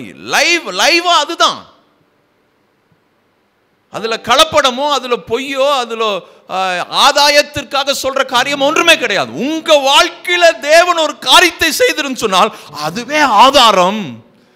நீங்க ஜீவனுள்ள தேவனோடு நடக்கிறீர்கள், ஏற்றுக்கொண்டிருக்கிறீர்கள், அவருக்கோடு வாழ்கிறீர்கள் என்பதற்கு. ஆமென். அதை மற்றவர்கள் பார்க்கிறாங்க, அதை குறித்து நீங்க மற்றவன்கிட்ட பேசுறீங்க, சான்ஸே இல்லைங்க சார், சான்ஸே இல்லை. இது இந்த இந்த ஒரு காரியம் எல்லா எதிர்ப்பையும் தாண்டி ஊடுருவி செல்லும். உங்களுக்கு வாழ்வில் நடந்த சாட்சி, உங்க வாழ்வில் இயேசு செய்த அற்புதம், உங்களுக்குள் ஏற்பட்டிருக்கிற ஒரு மிகப்பெரிய மாற்றத்தை எந்த இரும்பு கரம் கொண்டும் அதை அடக்க முடியாது, அல்லது எந்த எல்லையும் இங்க வரக்கூடாதுன்னு சொல்லவே முடியாதுங்க. ஒருவேளை பரிசுத்த வேதாகமத்தை தடுக்கலாம், எழுதப்பட்ட பிரிண்ட் பெற்ற நோட்டீஸை டிராக்ஸை தடுக்கலாம், ஆனால் உங்களை தடுக்க முடியாது. உங்களுக்குள் இருக்கிற ஏற்பட்ட மாற்றத்தை, மறுரூபத்தை, ரட்சிப்பை, மீட்பை, சுகத்தை, விடுதலையை தடுக்கவே முடியாது. அதுல தேவன் ரொம்ப நம்பிக்கை உள்ளவராய் இருப்பதனால தான் அவர் சொல்றாரு, இந்த சிஸ்டத்தை அவர் ஏற்படுத்தினார். இந்த வேத புஸ்தகம் ஒருவேளை இல்லாம போகலாம், எழுதப்பட்ட இந்த பேப்பர், இந்த புஸ்தகம் முழு உலகத்தில் இல்லாம போகலாம், ஆனா உங்களுக்குள் இருக்கிற பைபிள் அழிக்கவே முடியாதுங்க. நீங்களே ஒரு திறந்த வேதாகம நிருபம், புஸ்தகம். நீங்க ஒரு வீட்டுக்குள்ள போனீங்கன்னா எது போகுதுன்னு அர்த்தம்? அவருடைய வார்த்தை உள்ள போகுதுன்னு அர்த்தம். ஆமென். இது தேவன் வைச்சதுனால தான் அவருடைய சிஸ்டம் ரொம்ப எளிமையானது, ஆனா வலிமையானது. பாருங்க, இயேசு வாழ்ந்துட்டு இருக்கும்போது லேகியோனை போய் சொஸ்தமாக்கினார். லூக்கா 8ஆம் அதிகாரம் 26வது வசனம் பாருங்க. பின்பு கலிலேயாவுக்கு எதிரான கதரேனருடைய நாட்டில் சேர்ந்தார்கள். அவர்கள் கரையிலிருந்து இறங்கின போது நெடுநாளாய் பிசாசு பிடித்தவனும் வஸ்திரம் தெரியாதவனும் வீட்டில் தங்காமல் பிரேத கல்லறைகளிலே தங்கினவனுமாய் இருந்த அந்த பட்டணத்து மனுஷன் ஒருவன் அவருக்கு எதிராக வந்து. இங்க பாருங்க, இந்த கதை உங்களுக்கு தெரியும். சும்மா அதை டச் பண்ணிட்டு போயிடுறேன். பாருங்க, ஒரு மனுஷனுக்குள்ள பிசாசு இருந்துச்சு அல்லது இயேசு இருந்தார்னா எப்படி இருப்பாங்க அப்படிங்கிறதுக்கு இவர் எடுத்துக்காட்டு, லைவ் எக்ஸாம்பிள். ஒரு மனுஷனுடைய வாழ்வில் இயேசு இருந்தானா எப்படி இருக்கிறாங்க, ஒரு மனுஷனுடைய வாழ்வில் பிசாசு இருந்துச்சுன்னா எப்படி இருப்பான். பிசாசு ஒரு மனுஷனுக்குள் இருந்தால் எப்படி இருக்கிறான், அவன் வீட்டில் அடங்க மாட்டேங்கிறான், வீட்டிலேயே இருக்கிறதில்ல. எங்கே தான் இருக்கிறான், வெளியே இருக்கிறான். வஸ்திரத்தை இல்லை, வஸ்திரத்தை சரியாகவும் போட மாட்டான். வஸ்திரத்தை சரியான வஸ்திரம், பேண்ட்டு போடுறான்னா அரைக்கால் பேண்ட்டு போடுறான், சட்டையை போடுறான்னா பனியனை போடுறான். வஸ்திரம் சரியான, வீட்டிலே தங்காமல் எங்கே இருக்கிறான், பிரேத கல்லறை. அவ்வளோ கொஞ்சம் யோசிச்சு பாருங்க, நம்மளை போல அவ்வளோ ஒரு மனுஷன், கண்கள், காது, சரீரம் இருக்குது, கரங்கள் இருக்குது, எல்லாமே இருக்குதுங்க. ஆனால் அவன் வாழ்கிற விதமே வித்தியாசமாக இருக்குது. அவன் பேச்சு வித்தியாசம், அவன் நடக்கையில் வித்தியாசம். சில நேரத்தில் அவனை சங்கிலினால் கட்டி வச்சா கூட என்னமில்ல, அவனுக்கு அடக்க முடியல, கத்தறான், கூச்சலிடுறான், தன்னைத்தானே காயப்படுத்தி கொள்றான். மனுஷன் எப்படி வாழணுமோ அப்படி வாழாம அதற்கு எதிராய் எப்படியெல்லாம் செய்யணுமோ அப்படி வாழுகிறான். நல்லா கவனிங்க, அதை வேதம் சொல்லுது பாருங்க. பிசாசு பிடித்தவன் அவன் இயேசுக்கு நேரம் ஓடி வரான் பாரு. அந்த பிசாசு கேட்குது, ஐயா எங்களை எல்லாம் வேற எங்கேயும் அனுப்பிச்சுட்றாரு, இந்த பன்னிக்கூட்டத்துக்கு அனுப்பிச்சுட்ருங்கிறார். இப்போ பன்னிக்கூட்டத்துக்கு போயிடுச்சு. போய் எல்லாமே இப்போ மனுஷன் என்ன ஆயிட்டான், தெளிவாயிட்டு வஸ்திரம் தரித்து உக்காந்துட்டு இருக்கிறான். இங்கே பாருங்க, பிசாசு நீங்கின அந்த மனுஷன் அவரோடு கூட இருக்கும்படி உத்தரவு கேட்டான். இங்கே தான் என்னுடைய பாயிண்ட்டை வரப்போறேன். இங்கே பாருங்க, ஆண்டாண்டு காலமாய் கல்லறையில் கிடந்தவன், கூக்குரலிட்டவன், சத்தமிட்டவன், தன்னைத்தானே காயப்படுத்துகினவன், ட்ரெஸ் இல்லை, அந்த வழியை யாரும் போக மாட்டாங்க. அப்பேற்பட்ட அருவருப்பான ஒரு வாழ்க்கையில் இருந்த அந்த மனுஷன் இயேசுவை சந்திக்கிறார். இயேசு சந்தித்து அவனுக்குள் இருக்கிற அத்தனை அசுத்தங்களையும் விரட்டிட்டு அவனை சுத்த மனிதனாய், ஒரு மனுஷனா எப்படி இருக்கணுமோ அப்படி வாழ வைக்கிறார். அந்த வாழ்க்கைய அவன் பார்த்தோன்னு அவனுக்கே ஆச்சரியம், ஐயோ என் வாழ்க்கை இப்படி ஆயிடுச்சா, எனக்குள்ள இவ்வளோ பெரிய மாற்றமா, என்னை யாரும் பார்க்க மாட்டாங்க, என்னை பார்த்துட்டாவும் அந்த பக்கம் வழியா ஓடிடுவாங்க. இன்றைக்கு ஒரு கூட்ட பிள்ளைகள் வந்து என்னை சுற்றி நிற்கிறாங்க, இங்கே ஒரு மனிதர் நிற்கிறார், அவரை பார்க்கும் பொழுதெல்லாம் ஏதோ ஒரு இனம் புரியாத ஒரு நிறைவு மகிழ்ச்சி என் உள்ளத்தில் துள்ளுது அப்படின்னு சொல்லிட்டு இயேசுவையே நோக்கி பார்க்குறான். ஒருவேளை அவர் தான் கடவுள், அவர் தான் தேவன் அப்படிங்கிற ஒரு வெளிச்சம் அவனுக்கு அங்கே இல்லாமல் இருக்கலாம். ஆனால் ஒன்று அவனுக்கு மனசில் பட்டுருச்சு, என்னன்னா ஐயோ என் வாழ்க்கையில் மாற்றம் வந்துருச்சு, என் வாழ்க்கையில் ஒரு புதிய பிறப்பு உண்டாயிருச்சு, எனக்குள்ள ஒரு மிகப்பெரிய மாற்றம் எந்த மனுஷனும், எந்த அரசாங்கமும், எந்த பணமும், எந்த ராஜ்யமும் கொடுக்க முடியாத ஒரு மாற்றம் எனக்குள்ள வந்துருச்சு அப்படின்னு சொல்லி உடனே அவன் என்ன சுதாரிச்சுட்டு சொல்றாரு, ஆண்டவரே நான் உங்கூடைய வரேன், நான் உங்கூடைய வரேன். ஆனா தேவன், அனாதி தேவன், இந்த ஒரு லேகியோனுக்காக மட்டுமல்ல, அவன் ஊரில் இருக்கிற அத்தனை பேரும் யாருதான், லேகியோன் தான். இவன் வந்து சாம்பிள், ஊருக்கு வெளியே இருக்கிறான். இவனை வெளியே பார்க்கும் பொழுது அந்த அந்த பிசாசுனுடைய குணாதிசயங்கள், தன்மைகள், அந்த செயல்பாடு அத்தனையும் எல்லாத்துக்கும் தெரியுது. ஆனா ஊர்ல இருக்கிறவன் அத்தனை பேத்துக்கு வெளியே தெரியல. ஆனா உள்ளுக்குள்ள யாருதான், அவன் மூடி மறைச்சுக்கிறான் தான் செஞ்ச தவற்றை எல்லாம். நான் யோகியன், நானெல்லாம் நல்லவனாக்கும், நானெல்லாம் ஒண்ணுமே தப்பு பண்ணலையாக்கும் அப்படின்னு சொல்லுகிற ஊரே லேகியோனா இருக்குது. இப்ப அவர்களையும் அவர் தொடணும். இங்க பாருங்க பாருங்க, இதுதாங்க ஒரு மிகப்பெரிய, இப்போ அந்த ஊருக்குள்ள போகும்போது ஊரார் அவரை ஏற்றுக்கொள்ளவில்லை, இங்க வராதீங்க போங்க அப்படிங்கிறாங்க. அப்ப எதிர்ப்பின் மத்தியில ஊழியம் செய்வது எப்படி? ஒரு ஊரார் உங்களை விரட்டுகிறார்கள், ஒரு வீட்டார் உங்களை வந்து வேண்டான்னு சொல்றாங்க. அப்படி இருக்கிற அந்த சூழ்நிலை மத்தியில எப்படி சுவிசேஷத்தை கொண்டு செல்வது? உங்க மேல இருக்கிற அபிஷேகம் மௌனமா இருக்காது. நல்லா தெரிஞ்சுக்கிட்டீங்களா? அவன் நான் வந்துடுறேன் அப்படிங்கிறான். ஆனால் அவருடைய மனசில் அந்த ஊரே ரட்சிக்கப்பட வேண்டும், ஊரே கிறிஸ்துவண்டை வர வேண்டும் என்கிற எண்ணம் அவருக்கு இருக்குது. யாருக்கும் இந்த வெளிச்சம் வரல. இவன் ரட்சிக்கப்பட்டவன், அற்புதம் அடைஞ்சுவன், ஐயோ ஆண்டவரே ஆண்டவரே நான் உங்கூடையே வரங்கிறான். அவனுக்கு ஆசை, நான் அவர் கூடயே இருந்தா இனி இந்த மாதிரி பலவீனம் என்னை தாக்காது, இப்பேற்பட்ட திரும்பவும் இந்த இப்பேற்பட்ட தீமைக்குள்ள நான் போக மாட்டேன், இந்த மாதிரி ஒரு நெருக்கடியான அருவருப்பான வாழ்க்கைக்குள்ள போக மாட்டேன், அதனால ஆண்டவரே நான் உங்கூடையே வரேன் அப்படி. ஆண்டவர் சொல்ற, இல்ல இல்ல இல்ல, நீ எங்கூட இருப்பதனால நீ தீமைகளை மேற்கொள்வாய் என்றல்ல, நான் உனக்கு என்ன சொன்னேனோ அதை மௌனமாய் இராம அதை பிரசித்தப்படுத்தினாவே போதும், நீ நாம் கூட இருக்கிறேங்கிறார். ஒரு மிகப்பெரிய மாற்றம் பாருங்க. இந்த ஒரு வெளிச்சம் இயேசுவுக்குள் இருந்து அதை அவன்கிட்ட பகிர்ந்து கொள்றார். இல்லப்பா நீ என் கூட வராத. அடுத்த வசனம் சொல்லுவாங்க, இயேசு அவனை நோக்கி, நீ உன் வீட்டுக்கு திரும்பி போய் தேவன் உனக்கு செய்தவைகளை எல்லாம் அறிவி என்று சொல்லி அவனை அனுப்பிவிட்டார். அந்தபடி அவன் போய் இயேசு தனக்கு செய்தவைகளை எல்லாம் பட்டணத்தில் எங்கும். எந்த பட்டணம் இது? இயேசுவை வேண்டான்னு சொன்ன பட்டணம். ஜனங்கள் யாரு? இயேசுவை வெறுத்த, இயேசுவை விரட்டி அடித்த, ஊருக்குள்ள வராதிங்கன்னு சொல்லி அவரை அப்படியே அனுப்பிவிட்ட பட்டணத்தில் எப்படி கர்த்தர் அந்த பட்டணத்துக்குள்ளே ஊடுருவி போய் விடுதலை எப்படி கொடுத்தார்? நிச்சயம் இந்த லேகியோன் போனால் யார் போன மாதிரி அர்த்தம்? இயேசு போனவன். இவன் வீட்டில் எங்கே போக சொல்கிறாரு?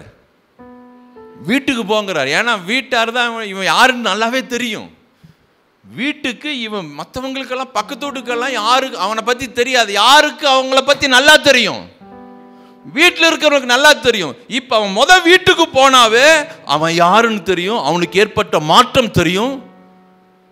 ஒரு மிகப்பெரிய தாக்கத்தை வீட்டில் ஏற்படுத்துவான், உறவினர்களுக்கு மத்தியில் ஏற்படுத்துவான், சமுதாயத்தில் ஏற்படுத்துவான், ஊருக்கே ஏற்படுத்துவான். வல்லமையுள்ள ஒரு ஊழியம் ஆயுதம் என்ன தெரியுமா? கர்த்தர் உங்க வாழ்க்கையில செஞ்ச மாற்றம். அவன் லேகியோன் அப்படியே போய் வீட்டுக்குள்ள போய் பார்த்தோன்னு வீடே அதிர்ந்தது. ஐயோ இவனா வஸ்திரம் தரிக்கனா, என் மகனா, எனக்கு என்னப்பா நடந்துச்சு, எப்படிப்பா இப்படி மாறின? அவன் வார்த்தையில சொல்றான். அவனுக்குள் இருக்கிற மாற்றத்தை லேகியோன் மௌனமாய் இருக்க விடல. பேசுறான் அவனுக்கு கொடுத்துல. நிச்சயம் உங்களுக்கு நடந்த அற்புதத்தை உங்கள் குடும்பத்தில் பேசுங்க. வீட்டு ஜெப கூட்டத்தில், குடும்ப ஜெபத்தில் பேசுங்க. சாப்பிடும்போது நீங்கள் உட்காந்துட்டு இருக்கிறீங்களா, உங்களுக்கு நடந்த அற்புதத்தை குடும்பத்தில் பேசுங்க. தேவன் யார், எப்பேற்பட்டவர், அவர் என்ன செய்திருக்கிறார், அவர் என்னவெல்லாம் செய்ய முடியும் என்பதை பேசுங்க. எந்த ஊர் வெறுத்துச்சோ, எந்த வீடு வித்தியாசமாய் பார்த்துச்சோ, அதே ஊரில் அதே வீட்டில் இயேசு உள்ளே வந்தார். ஆமென்.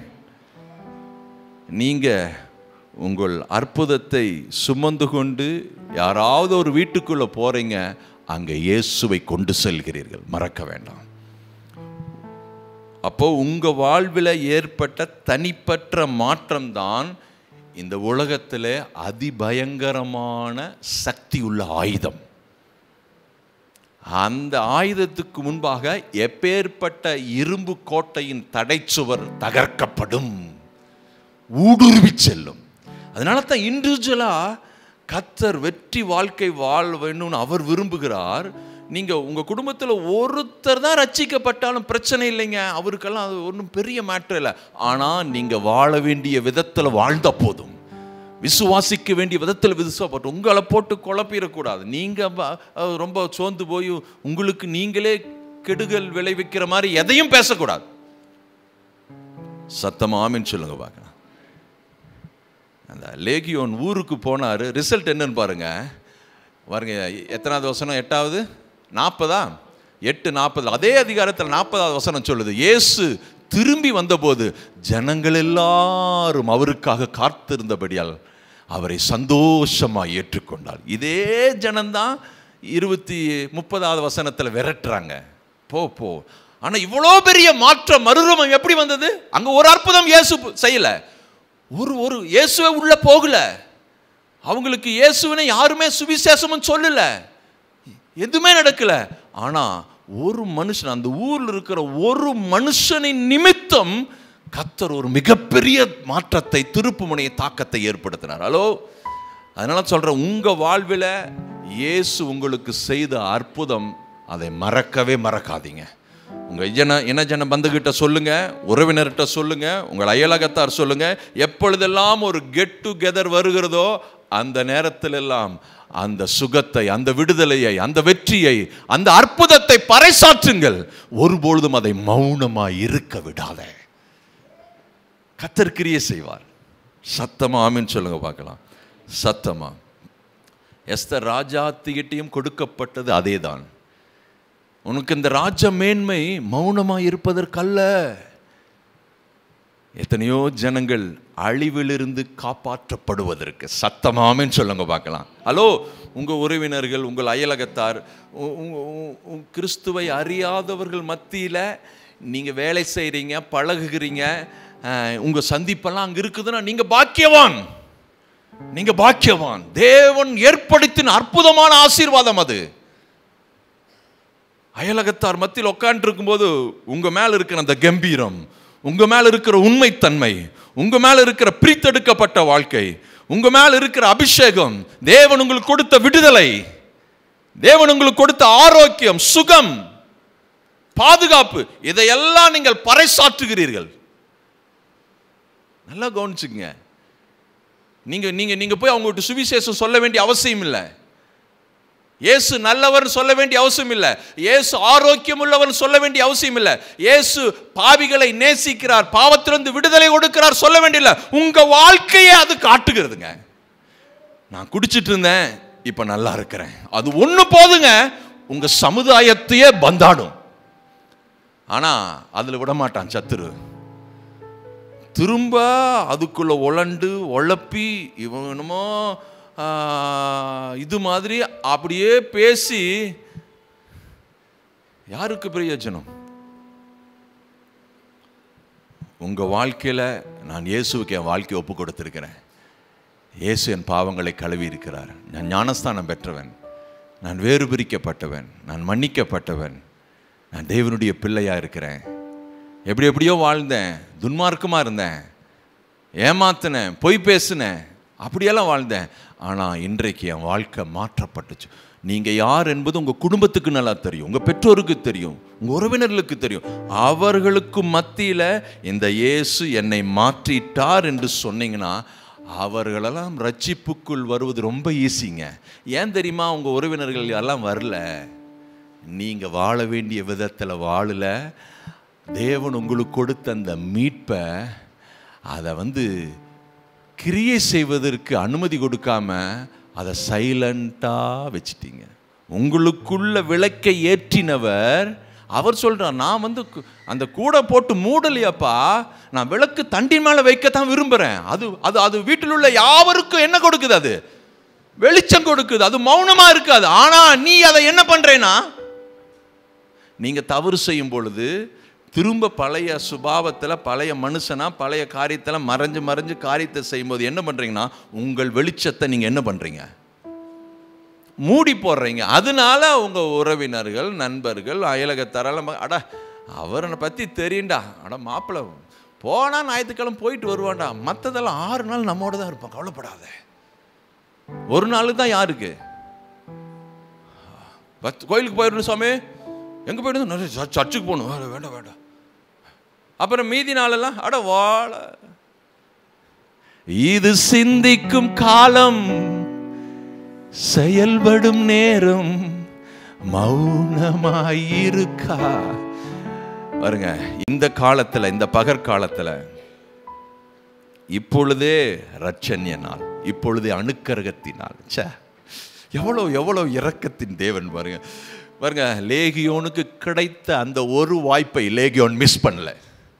லேகியோன் மிஸ் பண்ணலைங்க. ஒரே ஒரு முறை இயேசு அந்த தந்துத்தார். அவனுக்கு கிடைத்த ஒரு மிகப்பெரிய ஆசீர்வாதம். எத்தனையோ ஊர் இருக்குது, எத்தனையோ பகுதிக்கெல்லாம் இயேசு போகல. ஆனால் கடல் கடந்து அலைகளையெல்லாம் அதட்டி இந்த கதரேயருங்கிற அந்த பட்டணத்துக்கு வந்து அந்த லேகியோனை சந்திச்சார். அவனுக்கு ஏற்பட்டிருக்கிற மாற்றத்தை ஜீவனாலெல்லாம் மௌனமாய் இருக்காதபடி பார்த்து கொண்டான்.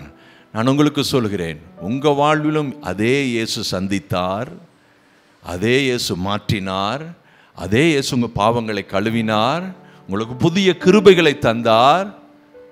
எப்படி எப்படி உங்க மேல இருக்கிற அந்த ரட்சிப்பு மௌனமா இருக்குதா, மௌனமா இல்லையா? அது கிரியை செய்கிறதா? இது சிந்திக்கும் செயல்படும் எல்லாரும் எல்லாரும் எல்லாரும் வலது கருத்தை வைத்துங்க. உங்களுக்கு ரொம்ப சீரியஸாகிற மாதிரி இருக்கிறீங்களே. இல்லையே,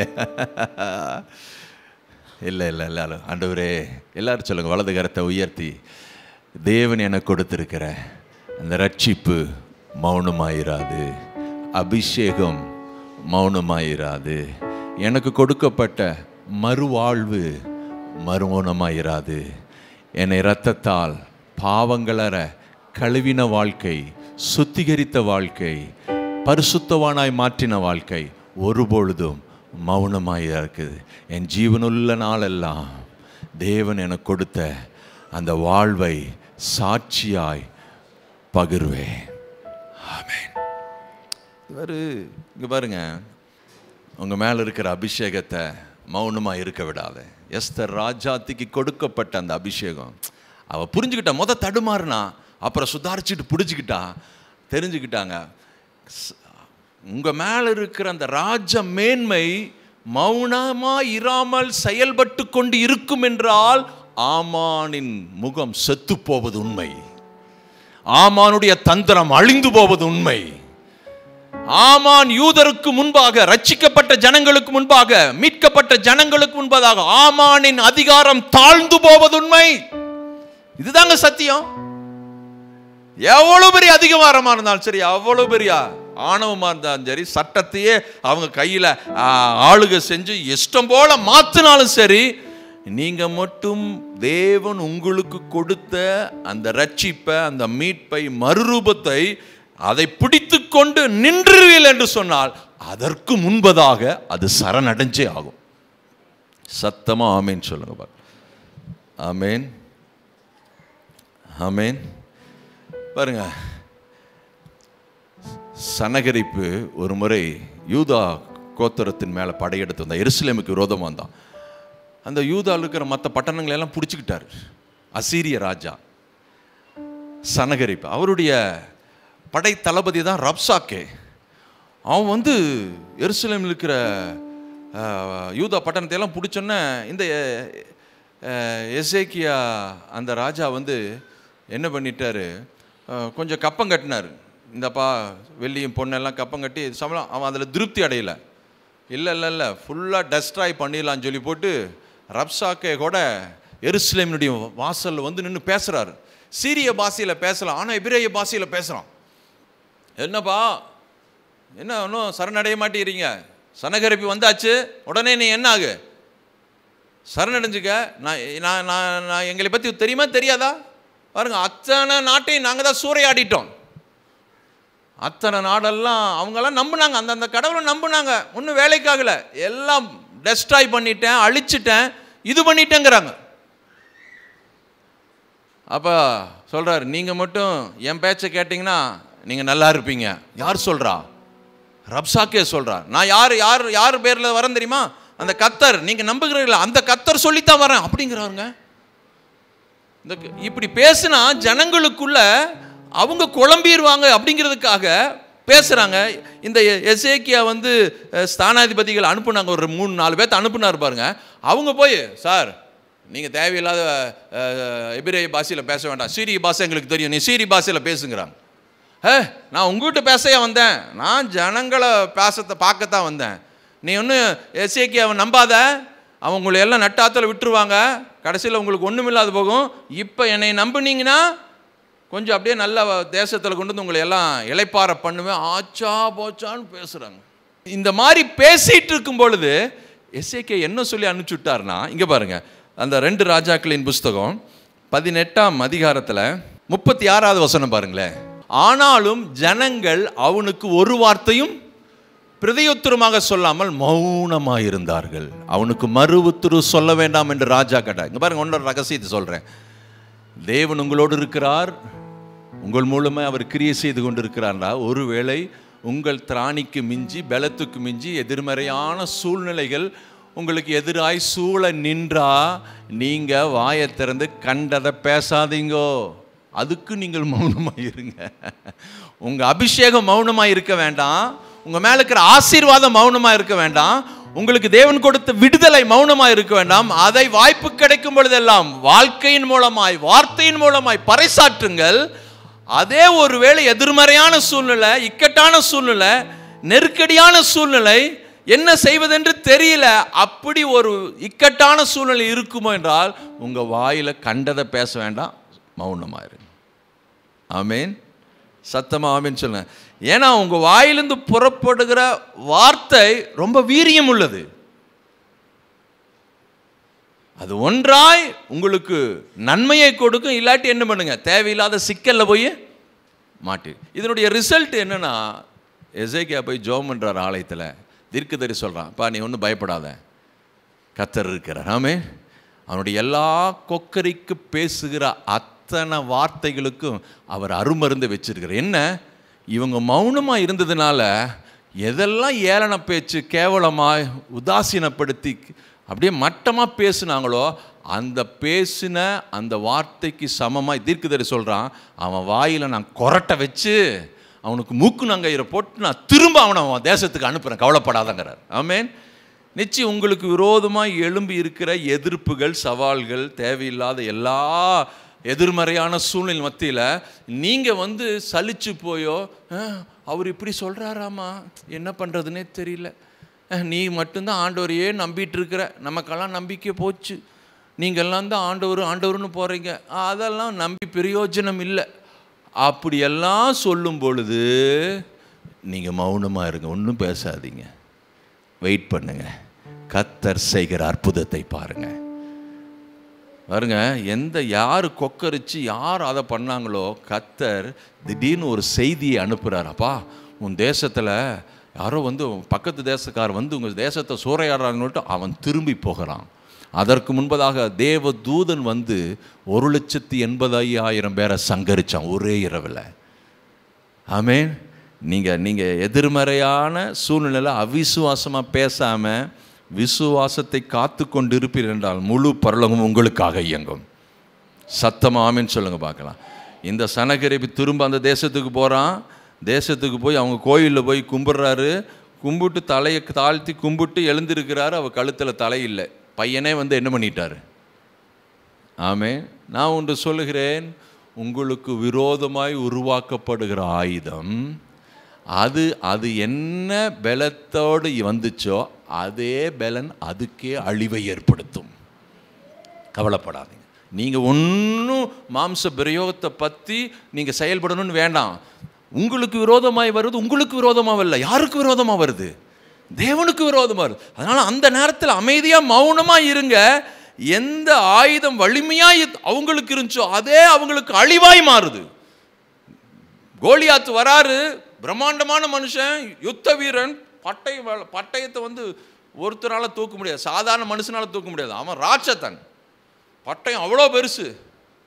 அந்த பட்டயத்தை உரையில் போட்டு தூக்கிட்டு நிற்கிறாரு யுத்த களத்தில். அவனுக்கு தெரியுமா அந்த பட்டயம் தான் அவன் தலை வெட்டுன்னு அவனுக்கு தெரியுமா? ஆனால் கர்த்தருக்கு தெரியும். தாவீதை கொண்டு போகிறாரு, அங்கே போய் நிற்கிறாரு. அந்த நேரத்தில் சரியாக பேசுகிறான். இஸ்ரவேலின் தேவனை நிந்திப்பதற்கு இவன் ஏமாத்துறான். இப்போ பாருங்க, கோலியாத்தும் பேசுகிறாங்க, தாவீதும் பேசுகிறாங்க. இப்போ இந்த பேசுகிற யுத்தம் என்று வரும்பொழுது யார் பேசுறதான் ஜெயிக்கும்? தாவீது பேசுறதான். கோலியாத்தும் பேசுகிறான், நான் உன்னை அடித்து நாய்களுக்கு போட்டுறேங்கிறான். இவன் சொல்கிறான், நான் உன்னை அடித்து பறவைகளுக்கு போட்டுறேங்கிறான். ஹலோ, யார் வார்த்தை ஜெயிக்கும்? நான் சொல்றேன், மீட்கப்பட்டவனின் வார்த்தை ஜெயிக்கும், ரட்சிக்கப்பட்டவனின் வார்த்தை ஜெயிக்கும். அது ஜீவனுள்ளது, அது ஜீவனுள்ள தேவனோடு இணைக்கப்பட்ட வாழ்க்கை. ஹலோ, அவர் அவனுக்கு துணையாய் இருக்கிறார். அவன் பேசுவதற்கு அவர் பலன் கொடுக்கிறார். விசுவாசிப்பதற்கு அவர் பலன் கொடுக்கிறார், அவர் சத்துவத்தை கொடுக்கிறார்.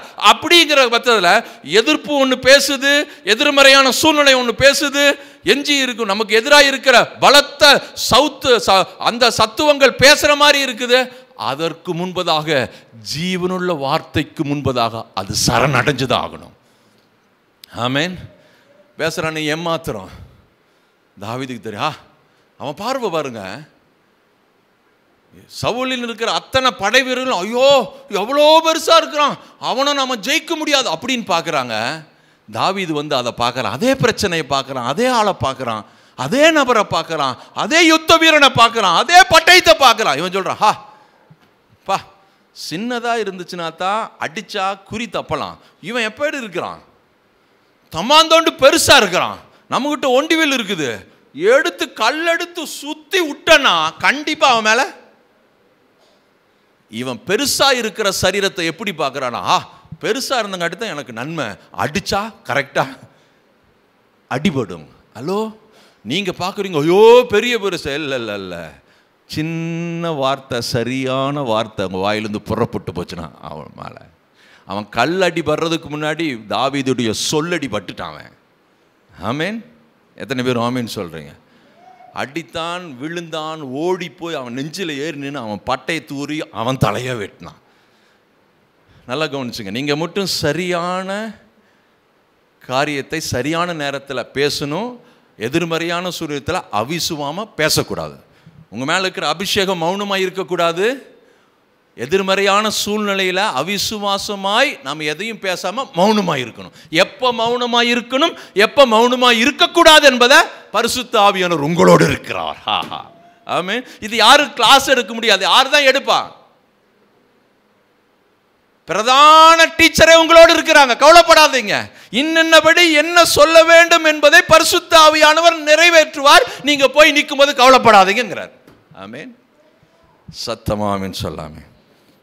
ஆமென். வா. அதனால உங்க மேல இருக்கிற அபிஷேகம் மாறாது. சத்தமா சொல்லுங்க பார்க்கலாம். என் மேல இருக்கிற வல்லமை மாறாது. அது மௌனமாய் இருக்காது. ஆமென். எல்லாரும் சொல்ல, மௌனமாய் இருக்காதே, ஓ நீ மௌனமாய். சத்தமா தான் பாடுங்களே. இது சிந்திக்கும் செயல்படும் மௌனமாய். கொஞ்சம் யோசிச்சு பாருங்க. ஆண்டவரே, எனக்கு கொடுத்த வாழ்க்கை, எனக்கு கொடுத்த மறுரூபம், எனக்கு கொடுத்த அந்த அற்புதமான மீட்பு நன்மை, நன்றி ஆண்டவரே, உம்மை ஸ்தோத்திரிக்கிறேன். நான் பதறாத ஒரு வாழ்க்கை வாழுவேன். சிதறாத ஒரு எண்ணத்தோடு இருப்பேன். எங்கேயும் போய் நான் சிக்கிக்க மாட்டேன்.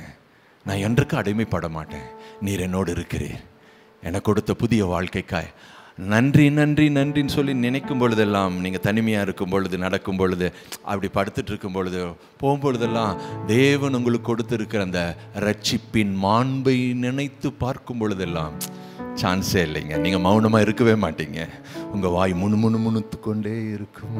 இது சிந்திக்கும் காலம், செயல்படும் நேரம், மௌனமாய். நீங்கள் வேலை செய்யும்போது வேற எந்தாச்சும் ஒரு பணியில் இருக்கிறீங்க, வேலையில் இருக்கிறீங்க, உங்களுக்கு கொடுக்கப்பட்ட உத்தியோகத்தில் இருக்கிறீங்க, அப்படியே உள்ளம் அப்படியே ஒரு ஒரு ஒரு இனம் புரியாத பிரசன்னத்திலேயே நீங்கள் வேலை செய்வீங்க. அப்போ பக்கத்தில் இருக்க பார்ப்பாங்க, என்னங்க உங்களுக்கு டயர்டே ஆகாதா? நீங்கள் ஏன் துக்கமாகவே இல்லையே? உங்களை பார்த்த நாள் முதற்கொண்டு நீங்கள் எப்பொழுதுமே நிறைவாக இருக்கிறீங்க, மகிழ்ச்சியாக இருக்கிறீங்க, சந்தோஷமாக இருக்கிறீங்க. இது சிந்திக்கும் காலம். இதுதாங்க ரட்சிப்பின் வாழ்க்கை. இதுதாங்க நீதிமானின் கூடாரத்தில் ரட்சிப்பின் கம்பீர சத்தம். ஆமே. பிள்ளைகள் எல்லாம் அம்மாவை நினைக்கும் பொழுது சந்தோஷப்படுறாங்களா? அப்பாவை நினைக்கும் போது சந்தோஷப்படுறாங்களா? கணவர் மனைவி நினைக்கும் பொழுது மகிழ்ச்சியா? மனைவி கணவரை நினைக்கும் பொழுது அந்த மகிழ்ச்சி, அந்த நிறைவு, அந்த ஒரு இணக்கம், அந்த ஒரு புரிதல், அந்த ஒரு அரவணைப்பு. எஸ், இது உங்கள் மேல் வைத்திருக்கிற ஒரு அற்புதமான வாழ்க்கை. ஒன்றும் பெருசாக கொண்டு போக போகிறதில்ல. நல்லா இறக்கப்பட்ட உறவில் சந்தோஷமாய் வாழுங்கள். கொடுக்கப்பட்ட பணம் பொருளாதாரத்தில் அதில் நிறைவாக இருங்க. மற்றவரோடு ஒருபொழுதும் கம்பேர் பண்ணி அவங்க அப்படி போகிறாங்க, இவங்க இப்படி, ஒன்றும் உங்களுக்கு கிடைக்கப்பட்ட வாழ்க்கையில் நிறைவாய் நிருந்து இது சிந்திக்கும் காலம், செயல்படும் நேரம், மௌனமாயிருக்காதே. எப்போ தேவையில்லாத பிரச்சனைல சிக்கினா அவங்க பிள்ளைங்களை அந்த ஸ்கூலில் படிக்க வைக்கிறாங்களா, நானும் இந்த ஸ்கூலில் போய் படிக்க வைக்கிறேன். அதுக்கு எவ்வளோ செலவாகும்? அதுக்கு என்ன 1 லட்சம் தான் செலவாகுதா? பார்த்துடலாம், அதை போட்டுடலாம், இதை போட்டுடலாம், அதை பண்ணிடலாம், இதை பண்ணிடலாம். அப்புறம் ரொம்ப சிரமந்தான். உங்களுக்கு கைக்கு நேரிடுகிறத எந்த ஸ்கூலில் படிக்க வைக்கலான்னா படிக்க வைங்க. ஒருவேளை அரசாங்க ஸ்கூலில் சந்தோஷமாக படிக்க வைங்க, தப்பு கிடையாது. பிள்ளைகள் பள்ளியிலே போதிக்கப்பட்டு இருக்கும்படி வேதம் சொல்லலை. உன் பிள்ளைகள் கர்த்தரால் போதிக்கப்பட்டிருப்பார்கள், அவர்களுடைய சமாதானம் பெரிதாயிரும். இது சிந்திக்கும் காலம், செயல்படும் நேரம், மௌனமாய் இருக்காதே. ஆமென். பாருங்க, ஒரே ஒரு வார்த்தையை சொல்லி முடிச்சிடுறேன். எனக்கு நேரம் தான் அப்படியே இழுத்துட்டு போகுது. சரி, ஓகே. ஒரே ஒரு காரியம் இங்கே பாருங்க, நம்ம மேலே இருக்கிற ஆசீர்வாதம் இருக்குதா இல்லையா? எத்தனை பேர் மேலே ஆசீர்வாதம் இருக்குது? ஆசீர்வாதம் என்றால் என்ன? அநேகர் ஆசீர்வாதத்தை தவறாக புரிஞ்சிடுறாங்க. தவறாக புரிஞ்சதுனால தான் ஏகப்பட்ட கமெண்ட்ஸும் ஏகப்பட்ட எதிர்ப்பும் யூடியூப்பில் மற்ற இடத்தெல்லாம் பார்க்கலாம். எவ்வளவோ முறை விளக்கி சொன்னாலும் அவங்களுக்கு புரிய மாட்டேங்குது. பாஸ்பரிட்டி காஸ்பல்னு ஒன்று ஒரு டீம் வந்துட்டாங்க, அதை பண்ணுறாங்க, காசு காசு அப்படிங்கிறாங்க. நல்லா புரிஞ்சுக்கணும் பாருங்க, ஆசீர்வாதம் என்றால் என்ன, தேவன் எதற்கு நம்மளை ஆசீர்வதித்து இருக்கிறார், சபையை தேவன் ஆசீர்வதித்து எதற்கு இந்த பூமியில் வச்சிருக்கிறார், அதை குறித்த ஒரு வெளிச்சம், ஒரு அறிவு நமக்கு இருந்துச்சுன்னு சொல்லிச்சுன்னா சரியான வாழ்க்கையை பிரதிபலிப்போம். ஆமென். எதை சார்ந்திருக்கணுமோ அதை சார்ந்திருப்போம், எதை பயன்படுத்தணுமோ அதை பயன்படுத்துவோம், எதற்கு முக்கியத்துவம் கொடுக்கணுமோ அதற்கு முக்கியத்துவம் கொடுப்போம். கிறிஸ்துவ வாழ்க்கை மாதிரி வெளியேறப்பட்ட, டிசைன் பண்ணப்பட்ட, வடிவமைக்கப்பட்ட வாழ்க்கை ஒன்றுமே இல்லை. இது வெறும் ஏதோ ஒரு ரட்சிப்புக்காக மட்டுமல்ல, அந்த ரட்சிப்புக்குள்ள சகல நன்மைகளும் அடங்கி இருக்கிறது. அதில் தனிப்பட்ட வாழ்க்கை இருக்குது, குடும்பம் இருக்குது, பொருளாதாரம் இருக்குது, சமுதாயம் இருக்கிறது, ஆவிக்குரிய வாழ்க்கை இருக்குது. எல்லாமே அதற்குள் அடங்கி இருப்பதனால ஒரு கிறிஸ்தவன் உண்மையாலுமே எல்லா விதத்திலும் பிரதிபலிப்பாக இருப்பான். அதுக்கு பேர் தான் சாட்சியுள்ள வாழ்க்கை. ஆமென். சத்தமா ஆமென் சொல்லுங்க. ஒன்னுல ஹைல இருந்துகிட்டு இன்னொன்னுல லோல கிடையாது. எல்லாத்தையும் சமநிலையான ஒரு பிரமாணத்தை வச்சிருக்கிறார் கர்த்தர். ஆமென். எல்லாத்துலேயும் நல்லா இருக்கணும், குடும்ப வாழ்வில் நல்லா இருக்கணும், வேலையில் நல்லா இருக்கணும், பொருளாதாரத்தில் நல்லா இருக்கணும், ஆரோக்கியத்தில் நல்லா இருக்கணும், பழக்க வழக்கத்தில் நல்லா இருக்கணும், உறவுகளில் நல்லா இருக்கணும், எண்ணத்தில் நல்லா இருக்கணும், இருதயத்தில் நல்லா இருக்கணும். ஆமென் சொல்லுங்க பார்க்கலாம். சரியாய் நம்ம அதை புரிந்து கொண்டிருந்தால் நம்மளை போல ஒரு வாழ்க்கை இந்த பூமியில் எந்த மனுஷனும் வாழ முடியாதுங்க. அப்பேற்பட்ட வாழ்க்கையை மற்றவங்க பார்த்து பொறாமப்படுவாங்க. அதுதான் கிறிஸ்தவ வாழ்க்கை. ஆமென். அப்போ ஆசீர்வாதம் என்றால் என்ன? ரொம்ப சிம்பிளாக சொல்கிறேன், ரொம்ப டஃப்பாக இல்லை. ஆசீர்வாதம் என்றால் தேவனற்ற என் வாழ்வில் இந்த சர்வ உலகத்தையும் படைத்த வானாதி வானங்களும் கொள்ளை கொள்ளாத அந்த தேவன் என்னோடு இருக்கிறாரே, அதுக்கு பேர் தான் ஆசீர்வாதம். ஒருவேளை ஆசீர்வாதம்னா வீடு, காரு, பங்களா, பட்டா நிலம், பணம், காசு, படிப்பு, அதுதான் இல்லை இல்லை இல்லை. அதை அவை எல்லாவற்றையும் கொண்டு வருகிற ஒன்று இருக்கும் என்றால் அதுதான் ஆசீர்வாதம். நாம் பெற்று அனுபவிக்கிற எல்லாமே ஆசீர்வாதத்தின் விளைவு. இது ஆசீர்வாதம் இல்லை. ஆசீர்வாதம் என்று என்ன? இந்த விளைவை கொடுக்கிற அந்த ஒரு காரியம்தான் ஆசீர்வாதம். அப்ப எது அது கொடுக்கிறது? எனக்கு தேவனோடு இருக்கிற அந்த ஜீவனுள்ள தேவனோடு இருக்கிற அந்த உறவு தான் ஆசீர்வாதம். ஆமென். சத்தமா ஆமென் சொல்லுங்க. அதனால தேவன் இல்லாத வாழ்க்கை, இன்னைக்கு தேவனோடு இருக்கிறேன், அதுதான் எனக்கு ஆசை. ஆசீர்வாதம். அப்போ ஆபிரகாமை கூப்பிட்றாரு, ஆபிரகாம் வா, நான் உன்னை ஆசீர்வதிப்பேன், நான் ஆசீர்வாதத்துக்கு பெரிய ஜாதி ஆக்குவேன், உன் பேரை பெருமை படுத்து நீ ஆசீர்வாதமாக இருப்பா. பாருங்க, அந்த ரெண்டு வசனத்திலேயே பல முறை ஆசீர்வதிப்பேன் ஆசீர்வதிப்பேன் ஆசீர்வதிப்பேங்கிறாரு. அப்போ என்ன சொல்ல வர்றார்? நான் உன் கூட இருப்பேங்கிறாரு. அதுதான் ஆபிரகாமின் ஆசீர்வாதம். ஆபிரகாமின் ஆசீர்வாதம் என்ன? அவர் கூட இருந்ததுனால தான் ஏராளமான வேலைக்காரர்கள் வந்தார்கள், ஒட்டகங்கள் வந்தது, ஆடு மாடுகள் வந்தது, சீமானாய் வாழ்ந்தான், நன்மைகள் வந்தது. ஹலோ, தனி மனிதனா இருந்த ஒரு மனுஷனை தேவன் அழைக்கிறாருங்க. அவரும் ஒன்றும் பக்திமான் கிடையாது, அவர் எல்லாத்து காட்டிலும் அவர் தான் பரிசுத்தமாக வாழ்ந்தார். இல்லை இல்லை இல்லை, அவரும் உலகத்தானை போல புறஜாதிகளை போல அவரும் ஏதோ ஒரு வணக்கத்தை நம்பி ஏதோ ஒரு காரியத்தை நம்பி வாழ்ந்து கொண்டிருந்த மனுஷனை கர்த்தர், வாப்பா, நான் ஜீவனுள்ள தேவன் யார் என்பதை இந்த முழு உலகத்துக்கும் காட்டும்படி நான் உன்னை தெரிந்து கொள்றேன்னு சொல்லிட்டு அவரை கூட்டிட்டு வந்து அவரோடு கூட இருந்து வழி நடத்துறாரு பாருங்க. அதுதான் ஆசீர்வாதம். அதுதான் மற்ற எல்லாவற்றையும் நமக்கு கொண்டு வருகிறது. இந்த ஆசீர்வாதத்தின் மேல, இந்த உறவின் மேல தேவனுக்கும் நமக்கும் ஒரு தனிப்பட்ட உறவு, ஐக்கியம், ஒரு நெருக்கம் இருக்குது பாருங்க. அதுக்கு பேர் தான் என்னங்க? ஆசீர்வாதம். இப்போ பாருங்க, இஸ்ரவேல் ஜனங்களை வனாந்திரத்தில் அழைச்சிட்டு வரும்போது கர்த்தர் ஒரு நியமத்தை கட்டளையெல்லாம் கொடுக்குறாரு. அப்போ ஆரோனுடைய ஆசாரித்துவத்திலிருந்து ஒன்றை சொல்றாரு. என்ன சொல்றாரு? அவர் மனசில் இருக்க சொல்றாரு, ஆரோன், நீ என் ஜனங்களை பார்த்து இந்த வார்த்தைகளை சொல்லி என்ன பண்ணு, அவங்கள பிளஸ் பண்ணு. என்ன வார்த்தை சொல்றாங்க? என்ன ஆகும்? 6:24, கர்த்தர் உன்னை ஆசீர்வதித்து உன்னை காக்க கடவர், கர்த்தர் தம்முடைய முகத்தை உன்மேல் பிரகாசிக்க பண்ணி உன்மேல் கிருபையாயிருக்க கடவர், கர்த்தர் தம்முடைய முகத்தை உன்மேல் பிரசன்னமாக்கி உனக்கு சமாதானம் கட்டளையிட. இந்த வார்த்தையை ஜனங்கள் மேலே சொல்லணும். நம்ம ஆசீர்வாதம்னு சொல்லுச்சுன்னா பட்டாவை எழுதி வைக்கிறோம், லேண்டை எழுதி வைக்கிறோம், பணத்தை எழுதி வைக்கிறோம், டெபாசிட் எழுதி வைக்கிறோம். ஆனால் தேவன் சொல்கிறார், நீ இந்த வார்த்தையை அவன் மேலே எழுதி வைங்கிறார், வார்த்தையை பேசுங்கிறார். கர்த்தர் உன்னை ஆசீர்வதித்து உன்னை காக்க கடவர். அப்படின்னா என்ன? ஆசீர்வாதம்னா என்ன? தேவனோடு எனக்கு இருக்கிற அந்த உறவு, ஐக்கியம், அந்த அன்பு தான் ஆசீர்வாதம். அவர் என்னோடு இருக்கிறாரே, அதுதான் ஆசீர்வாதம்.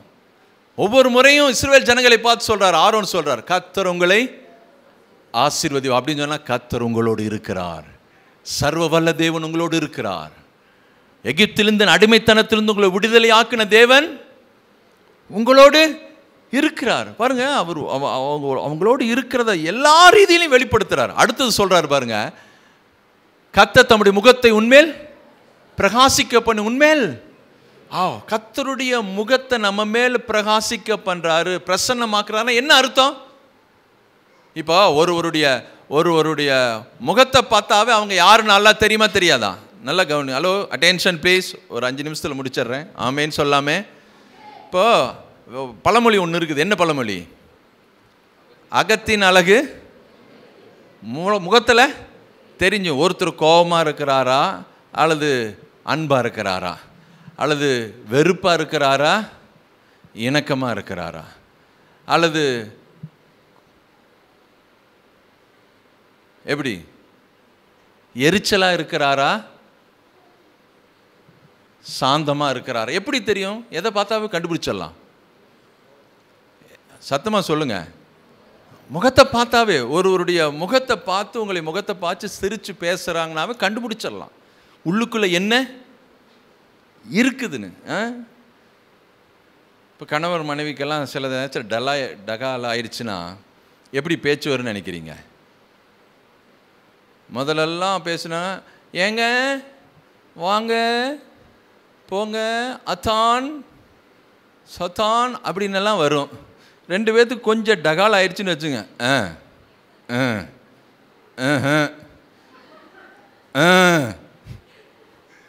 ஒன் வேர்ட் ஆன்சர் தான் வரும். அப்புறம் எது தான் வரும்? ஹம்மிங் மட்டும். அப்போவே தெரிஞ்சுக்கலாம் என்ன இல்லை உள்ள. கொஞ்சம் ஏதோ மூட் அப்செட்டில் இருக்கிறாங்க, கொஞ்சம் ரிலாக்ஸ் ஆகட்டும்னு சொல்லிட்டு நம்ம என்ன பண்ணிடுறோம்? ஹலோ, அப்போ ஒருவருடைய முகத்தின் பிரசன்னம் அவர் யார் என்பதை வெளிப்படுத்துகிறது. அப்ப தேவனுடைய முகத்தை நம்மேல் பிரசன்னமாக்குறார் என்று சொன்னால் என்ன சொல்றார்? அப்பா, உன் மேல நான் கோபமா இல்லை, உன்னை குறித்து எனக்கு எந்த வருத்தமும் இல்லை. உன்னை நினைக்கும் பொழுதெல்லாம் என் உள்ள சந்தோஷப்படுறேன். நான் உன்னை ரொம்ப நேசிக்கிறேன், நான் ரொம்ப விரும்புகிறேன், நான் உன் கூட இருக்க விரும்புகிறேன், நான் உன்னை பாதுகாக்க விரும்புகிறேன், நான் உன்னை ஆசீர்வதிக்க விரும்புகிறேன், நான் உனக்கு பட்சமாக இருக்க விரும்புகிறேன், நான் உனக்கு துணையாக இருக்க விரும்புகிறேன், நான் எல்லா இக்கட்டின் மத்தியில் நான் உன் கூட வரேன், நான் உனக்கு இருக்கிறேன் என்பதற்கு அடையாளமாகத்தான் அவர் முகத்தின் பிரசன்னத்தை நம்ம மேல காட்டுகிறார். ஒவ்வொரு முறையும் அவருடைய முகத்தின் பிரசன்னம் நம்மளை பலப்படுத்துகிறது, நம்மளை உற்சாகப்படுத்துகிறது. அந்த தேவன் நம்மோடு இருக்கிறார், அவருடைய தயவு நமக்கு இருக்கிறது, அவர் நம்முடைய தயவை தாராளமாய் கொடுக்க விரும்புகிறார், அவர் என் மேல் இரக்கமாய் இருக்கிறார், தயவாய் இருக்கிறார், அன்பாய் இருக்கிறார், காருண்யமாய் இருக்கிறார். பாருங்க, தேவன், நம்முடைய தேவன் ஐஸ்வர்யவானா ஏழையா? இதுல ஏதாச்சும் சந்தேகம் இருக்குதா? இல்லை ஏழை கொட்டி இல்லை, ஏழை கொட்டா இல்லை, மாட்டு தொழுவத்தில் பிறந்தாரே, கந்தை துணியோ கடும் தேலை கோணமதோ அப்படிங்கிறாங்களே. நல்லா சொல்லுங்க, நல்லா புரிஞ்சுங்க. அவர் நம் நிமித்தம் தரித்திரனானார். ஆனா அவர் தரித்திரமா? அவர் ஐஸ்வர்யம். எதில் ஐஸ்வர்யம்? உடனே நமக்கு ஐஸ்வர்யம், செல்வந்தர், ஆசீர்வாதம் அப்படின்னு சொன்னாவே எந்த டக்குன்னு மைண்ட்ல வருது? பணம், காசு, பொருள், இதுதான் மனசுல வருது. ஆனால் வேதம் சொல்லுது, அவர் இரக்கத்தில் ஐஸ்வர்யம் உள்ள தேவன். அவருடைய கிருபையின் மகா மேன்மையான ஐஸ்வர்யத்தை பாருங்க, ரோமர் 2:4 சொல்லுது பாருங்க. ரோமர் 2:4, ஆதலால் அவருடைய தயவு நம்மை குணப்படும்படி ஏவுகிறது. ஹலோ, அவருடைய முகத்தின் பிரசன்னம் நாம குணப்படும்படி, நல்லா இருக்கும்படி ஏவுகிறதாமா. அந்த தேவனுடைய முகத்தின் பிரசன்னம் இருக்குதுங்க. பாருங்க பாருங்க, அவர் நம்ம மேல கோபமா இருக்கிறது, தண்டனையா இருக்கிற காரியம் ஏவுகிறதா, தயவு ஏவுகிறதா? சத்தமா சொல்லுங்க பார்க்கலாம். எது உங்களை ஏவுகிறது? எந்த ஏவுதலுக்கு உங்களை நீங்கள் விட்டு கொடுக்கிறீங்க?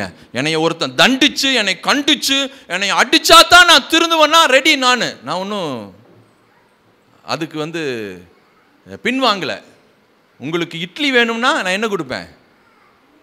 இட்லி கொடுப்பேன். களி வேணும்னா உங்களுக்கு களி தரேன். இல்லை கருப்பட்டி வேணும்னா கருப்பட்டி தரேன். செங்கல் வேணும்னாலும் தரையா, உனக்கு வேணுங்கிறத நான் தரேன். அதே போல தான் தயவை கேட்டீங்கன்னா தயவையும் காட்டுறேன், இரக்கத்துக்கான தேவன். தேவன் யார்? தேவனிடம் எப்படி பார்க்கிறாராமா? தேவன் சொல்றார், நான் தயவை காட்டுகிறேன், நான் இரக்கத்தை காட்டுகிறேன், நான் அன்பை காட்டுகிறேன், என்னுடைய மனதுருக்கத்தை காட்டுகிறேன், என் நேசத்தை காட்டுறேன், என்னுடைய விருப்பத்தை காட்டுறேன், என் முகத்தை அவன் மேல் பிரசன்னமாக்குறேன்.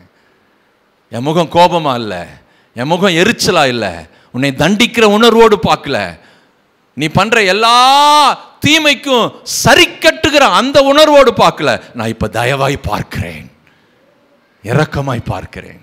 அவருடைய முகத்தை நம்மேல் பிரசன்னமாக்கி. அப்போ அவ்வளவு ஐஸ்வர்யம் உள்ள தேவன். என்னென்ன ஐஸ்வர்யம்? இரக்கத்தில் ஐஸ்வர்யம். இங்க பாருங்க, அவருடைய தேவ தயவு குணப்படும்படி ஏவுகிறது. எத்தனை பேர் அதை உணர்றீங்க? அவருடைய தயவு குணப்படும்படி ஏவுகிறதா? ஏதாச்சும் ஒரு தடுமாற்றம், பலவீனம், அதை எதையும் பேசணுன்னு போப்பா, ஆலயத்துக்கு போப்பா, எப்பா ஜெபத்துக்கு போப்பா, புதன்கிழமை டங் ஸ்டாக்கிங் இருக்குது போப்பா. எத்தனையோ பேர் வராங்க சாரே, ரொம்ப ஆசீர்வதிக்கப்பட்டு போகிறாங்க சாரே. உங்களுக்காக, உங்களுடைய நன்மைக்காக, உங்களுடைய உயர்வுக்காக, விடுதலைக்காக, உங்களுடைய வெற்றிக்காக பரலோகம் இயங்கிக் கொண்டு இருக்கிறது என்பதற்கு சபை திறந்திருப்பதே அடையாளங்க. ஆமென். சத்தமா ஆமென் சொல்லுங்க பார்க்கலாம். அவர் ஏவரார் குணப்படும்படி, நம்ம நன்றாய் இருக்கும்படி ஏவரார். போப்பா போப்பா, அவருடைய பிரசன்னத்துக்கு போப்பா, அவருடைய வார்த்தையை கேளப்பா, ஜெபிக்க போப்பா போப்பான்னு ஏவரார். அடிச்சு கையை பிடிச்சி திருகி அப்படியே அப்படி கூட்டிட்டு வரதில்லை. இந்த ஸ்கூல் தொடங்கணுன்னு வாட்ஸ்அப்ல எல்லாம் வரும் பாருங்க, கையும் காலை 4 பேர் பிடிச்சி தூக்கிட்டு போறாங்க ஸ்கூலுக்கு. அந்த மாதிரி அல்ல. அவருடைய தயவு, காருண்யம், இரக்கம், அன்பு, அவருடைய பட்சமாய் இருக்கிற உணர்வு, நம்மளை பாதுகாக்கிற, தட்டி கொடுக்கிற, உற்சாகப்படுத்துகிற, கட்டி எழுப்புகிற அந்த வார்த்தைகள். ஹலோ, அந்த தயவு நம்ம ஏவுகிறதாமா. ஏவுங்கிறத வார்த்தை எவ்வளோ அழுத்தமாக இருக்குது பாருங்க.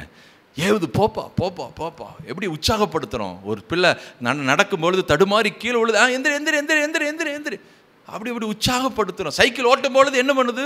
அப்படி அப்படி அப்படி அப்படியே ஓட்டுது, சைக்கிள் அப்படியே எங்கே இழுத்துட்டு போகுது? டிச்சுக்கு இழுத்துட்டு போகுதுன்னா அப்படியே விட்டுறீங்களா?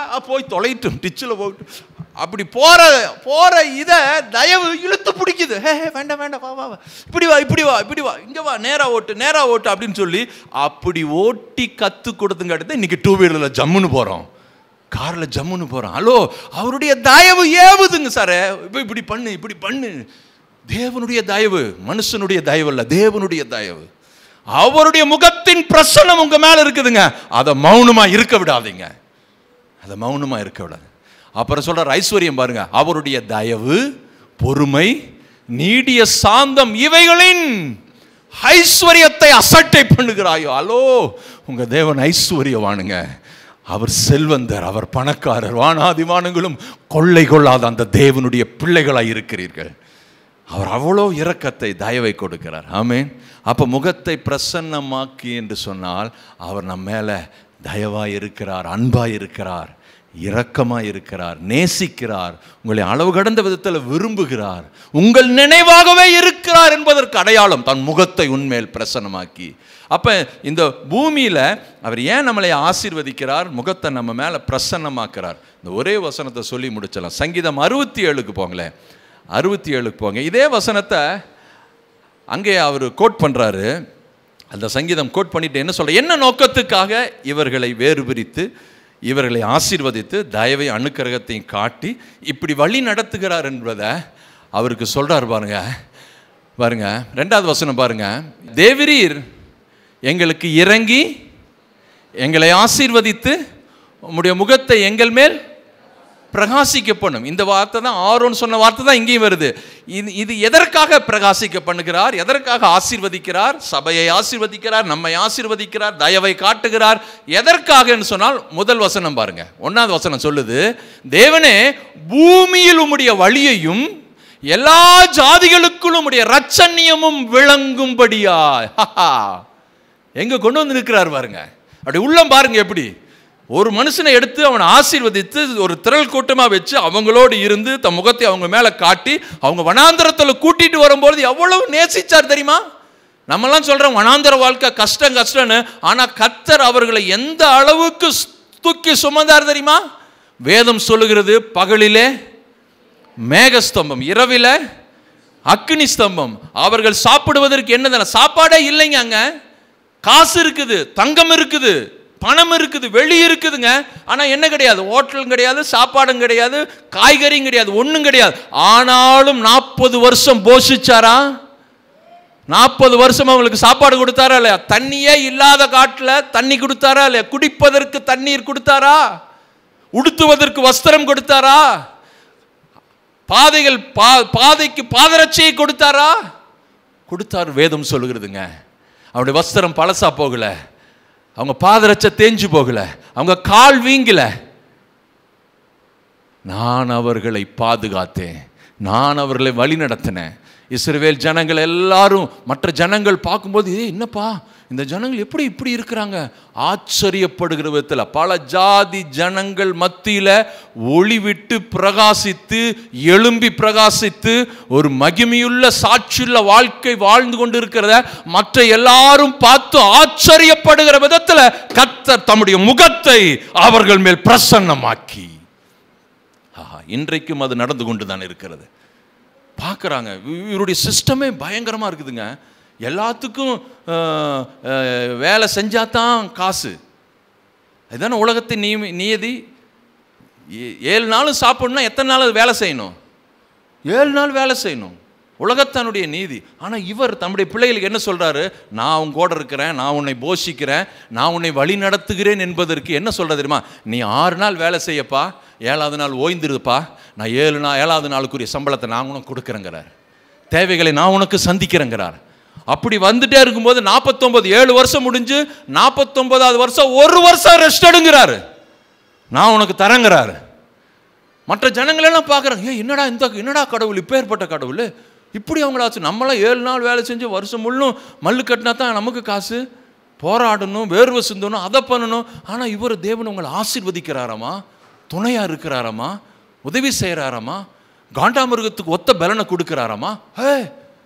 மற்ற ஜனங்கள் பார்த்து ஆச்சரியப்படுகிற விதத்தில் தம்முடைய முகத்தை அந்த இஸ்ரவேல் ஜனங்களுக்கு பிரகாசிப்பனார். ஏன்னா அவருடைய வழியையும் அவருடைய ரட்சண்யத்தையும் ரட்சிப்பை காட்டும்படியாகத்தான் இஸ்ரவேல் ஜனங்களை ஆசீர்வதிக்கிறார். அவங்களோடு கூட இருக்கிறார். அவங்க முகத்தை பிரசன்னமாக்குகிறார். ஹலோ, இன்றைக்கு நீங்கள் உங்களுக்கு உங்கள் வாழ்க்கையில் அவர் செய்த ஆரோக்கியத்தின் அற்புதம், அவங்களுக்கு கொடுத்த ரட்சிப்பின் அற்புதம், உங்களுக்கு கொடுத்த அந்த மனமாற்றம், உங்களுக்கு கொடுத்த ஒரு வெற்றி வாழ்க்கை, உங்களுக்கு கொடுத்த பரிசுத்த வாழ்க்கை, பழைய வாழ்க்கைக்கு ஒரு முற்றுப்புள்ளி வந்து புதிய வாழ்க்கையில் ஒரு வாழ்க்கை, உங்களுடைய பேச்சின் சுபாவம் மாற்றப்பட்டிருக்குது, உங்களுடைய எண்ணங்கள் மாற்றப்பட்டிருக்குது. முன்னாடி வாயாடின்னு பேர் வாங்கியிருக்கலாம், இப்போ சௌந்தரியவான்னு வாங்கலாம், குணசாலின்னு வாங்கலாம். ஹலோ, தேவனுடைய முகம் உங்கள் மேல் பிரசன்னமாக இருக்குது. முன்னாடி கோபக்காரன்னு வாங்கலாம், இப்போ சாந்த சொருபியா வாய்ப்பு இருக்குதுங்க. இந்த உலகத்தில் நீங்கள் அதை காட்டணும்னு தேவன் விரும்புகிறார். எத்தனை பேர் ஆமேன்னு சொல்கிறீங்க? எத்தனை பேர் ஆமேன்னு சொல்கிறீங்க? அப்போ எதற்காக நம்மளை ஆசீர்வதிக்கிறார்? எதற்காக தம் முகத்தை நம்ம மேல் பிரசன்னமாக்குகிறார் என்றால், பூமியில் உடைய வழியையும் எல்லா தேசங்களுக்குள் உடைய ரட்சிப்பு விளங்கும்படியாய். பாருங்க, உங்க வாழ்க்கையே மற்றவர்கள் பார்த்து இயேசுவை நம்புகிற அளவுக்கு ஒரு சிறந்த வாழ்க்கை வாழ முடியும். நீங்க கொடுக்கிற சுவிசேஷத்தின் டிராக்ஸை காட்டிலும் உங்க வாழ்க்கை வலிமையானது, அழியாதது. எத்தனை பேர் அதை ஆமேன்னு சொல்ல முடியும்? அதற்காகத்தான் கர்த்தர் நம்மை பூமியில் வச்சிருக்கிறார்.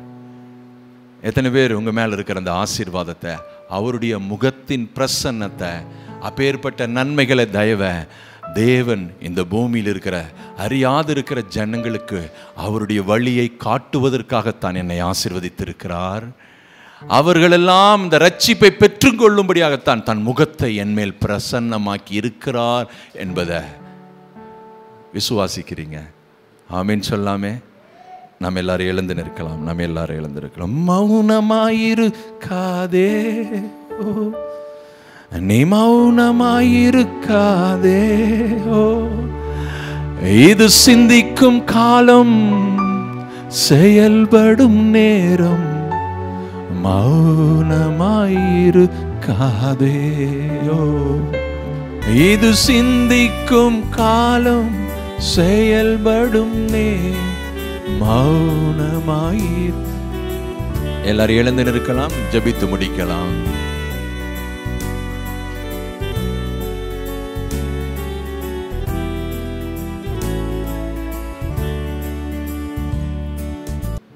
பரலோக பிதாவே, உம்மை துதிக்கிறோம், உம்மை ஸ்தோத்திரிக்கிறோம். உம்முடைய குமாரனாகிய இயேசுவின் நாமத்தில் உம்மண்டை வந்து நிற்கிறோம். எங்களுக்கு கொடுத்த உம்முடைய ஜீவ வார்த்தைகளுக்காய் நன்றி ஆண்டவரே. உம்முடைய ரட்சிப்பு நித்திய ரட்சிப்பு, உம்முடைய மீட்பு நித்திய மீட்பு. நீர் நித்திய தேவன். உம்முடைய பரலோகம் நித்திய பரலோகம். எங்களுடைய வாழ்வும் நித்திய வாழ்வை கர்த்தர் மாற்றி இருக்கிறீர். நீர் எங்களுக்கு இந்த பூமியில் நாங்கள் வாழும் பொழுது இந்த பூமியில் நீர் கொடுத்த சகல ஆசீர்வாதங்களும் ஒருபோதும் அது மௌனமாய் இருக்க முடியாது. அதை நாங்கள் இப்பொழுது பரிசுத்த ஆவியானவரின் துணை கொண்டு நாங்கள் உணர்ந்து கொண்டோம், புரிந்து கொண்டோம். எப்படி ஒரு ஊற்று தண்ணீர் அது பாய்கிற இடமெல்லாம் வறட்சியை மாற்றுகிறதோ, எங்களுக்குள் அந்த ரட்சிப்பின் ஊற்றை ஏற்படுத்தினவர் இது போகிற இடமெல்லாம் இருளை வெளிச்சமாக்கும், அழிவு நாசத்தை எல்லாம் அகற்றி ஆசீர்வாதத்தையும் நன்மையும் கொடுக்கும். இது போகிற இடமெல்லாம் பசுமை உண்டாகும், பரிசுத்தம் உண்டாகும், வெற்றி உண்டாகும். ஒருபொழுதும் நீர் எங்களுக்கு கொடுத்த ரட்சிப்பு மௌனமாய் இருக்காது. எங்கள் விசுவாச பிள்ளைகள் ஒவ்வொருவருடைய வாழ்க்கையிலும் கர்த்தர் அப்படித்தான் வைத்திருக்கிறேன். அவர்கள் இருக்கிற வீதிகளில் அவர்கள் ஆசீர்வாதத்தின் வாய்க்காலாய் வைப்பீராக. ஒவ்வொரு தெருக்களிலும் ஆசீர்வாதத்தின் ஊற்றாய் கர்த்தர் இவர்களை வைப்பீராக. வைத்திருக்கிறீர். அந்த வெளிச்சத்தோடு நாங்கள் செயல்படுகிறோம். உம்முடைய காருண்யம் அதை செய்து முடிக்கும் ஆண்டவரே. அழைத்தவர் உண்மையுள்ளவர். எங்களுக்குள்ள நல்ல கிரியைகளை துவங்கினவர் முடிவு பரியந்தமும் நடத்துவீர். நாங்கள் எதையெல்லாம் உமக்கு ஒப்பு கொடுத்தோமோ அதை அந்நாள் வரைக்கும் காத்துக்கொள்ள வல்லவராயிருக்கிறீர். உம்முடைய நாமத்திற்கே மகிமை செலுத்துகிறோம். வந்த பிள்ளைகளை ஆசீர்வதிக்கிறேன்.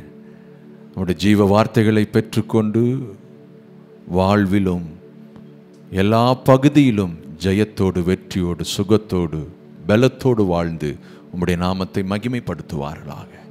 அப்படி செய்வதற்காய் நன்றி. கர்த்தர் உங்களை ஆசீர்வதித்து உங்களை காக்க கடவர். கர்த்தர் தம்முடைய முகத்தை உங்கள் மேல் பிரகாசிக்க பண்ணி உங்கள் மேல் கிருபையாக இருக்க கடவர்.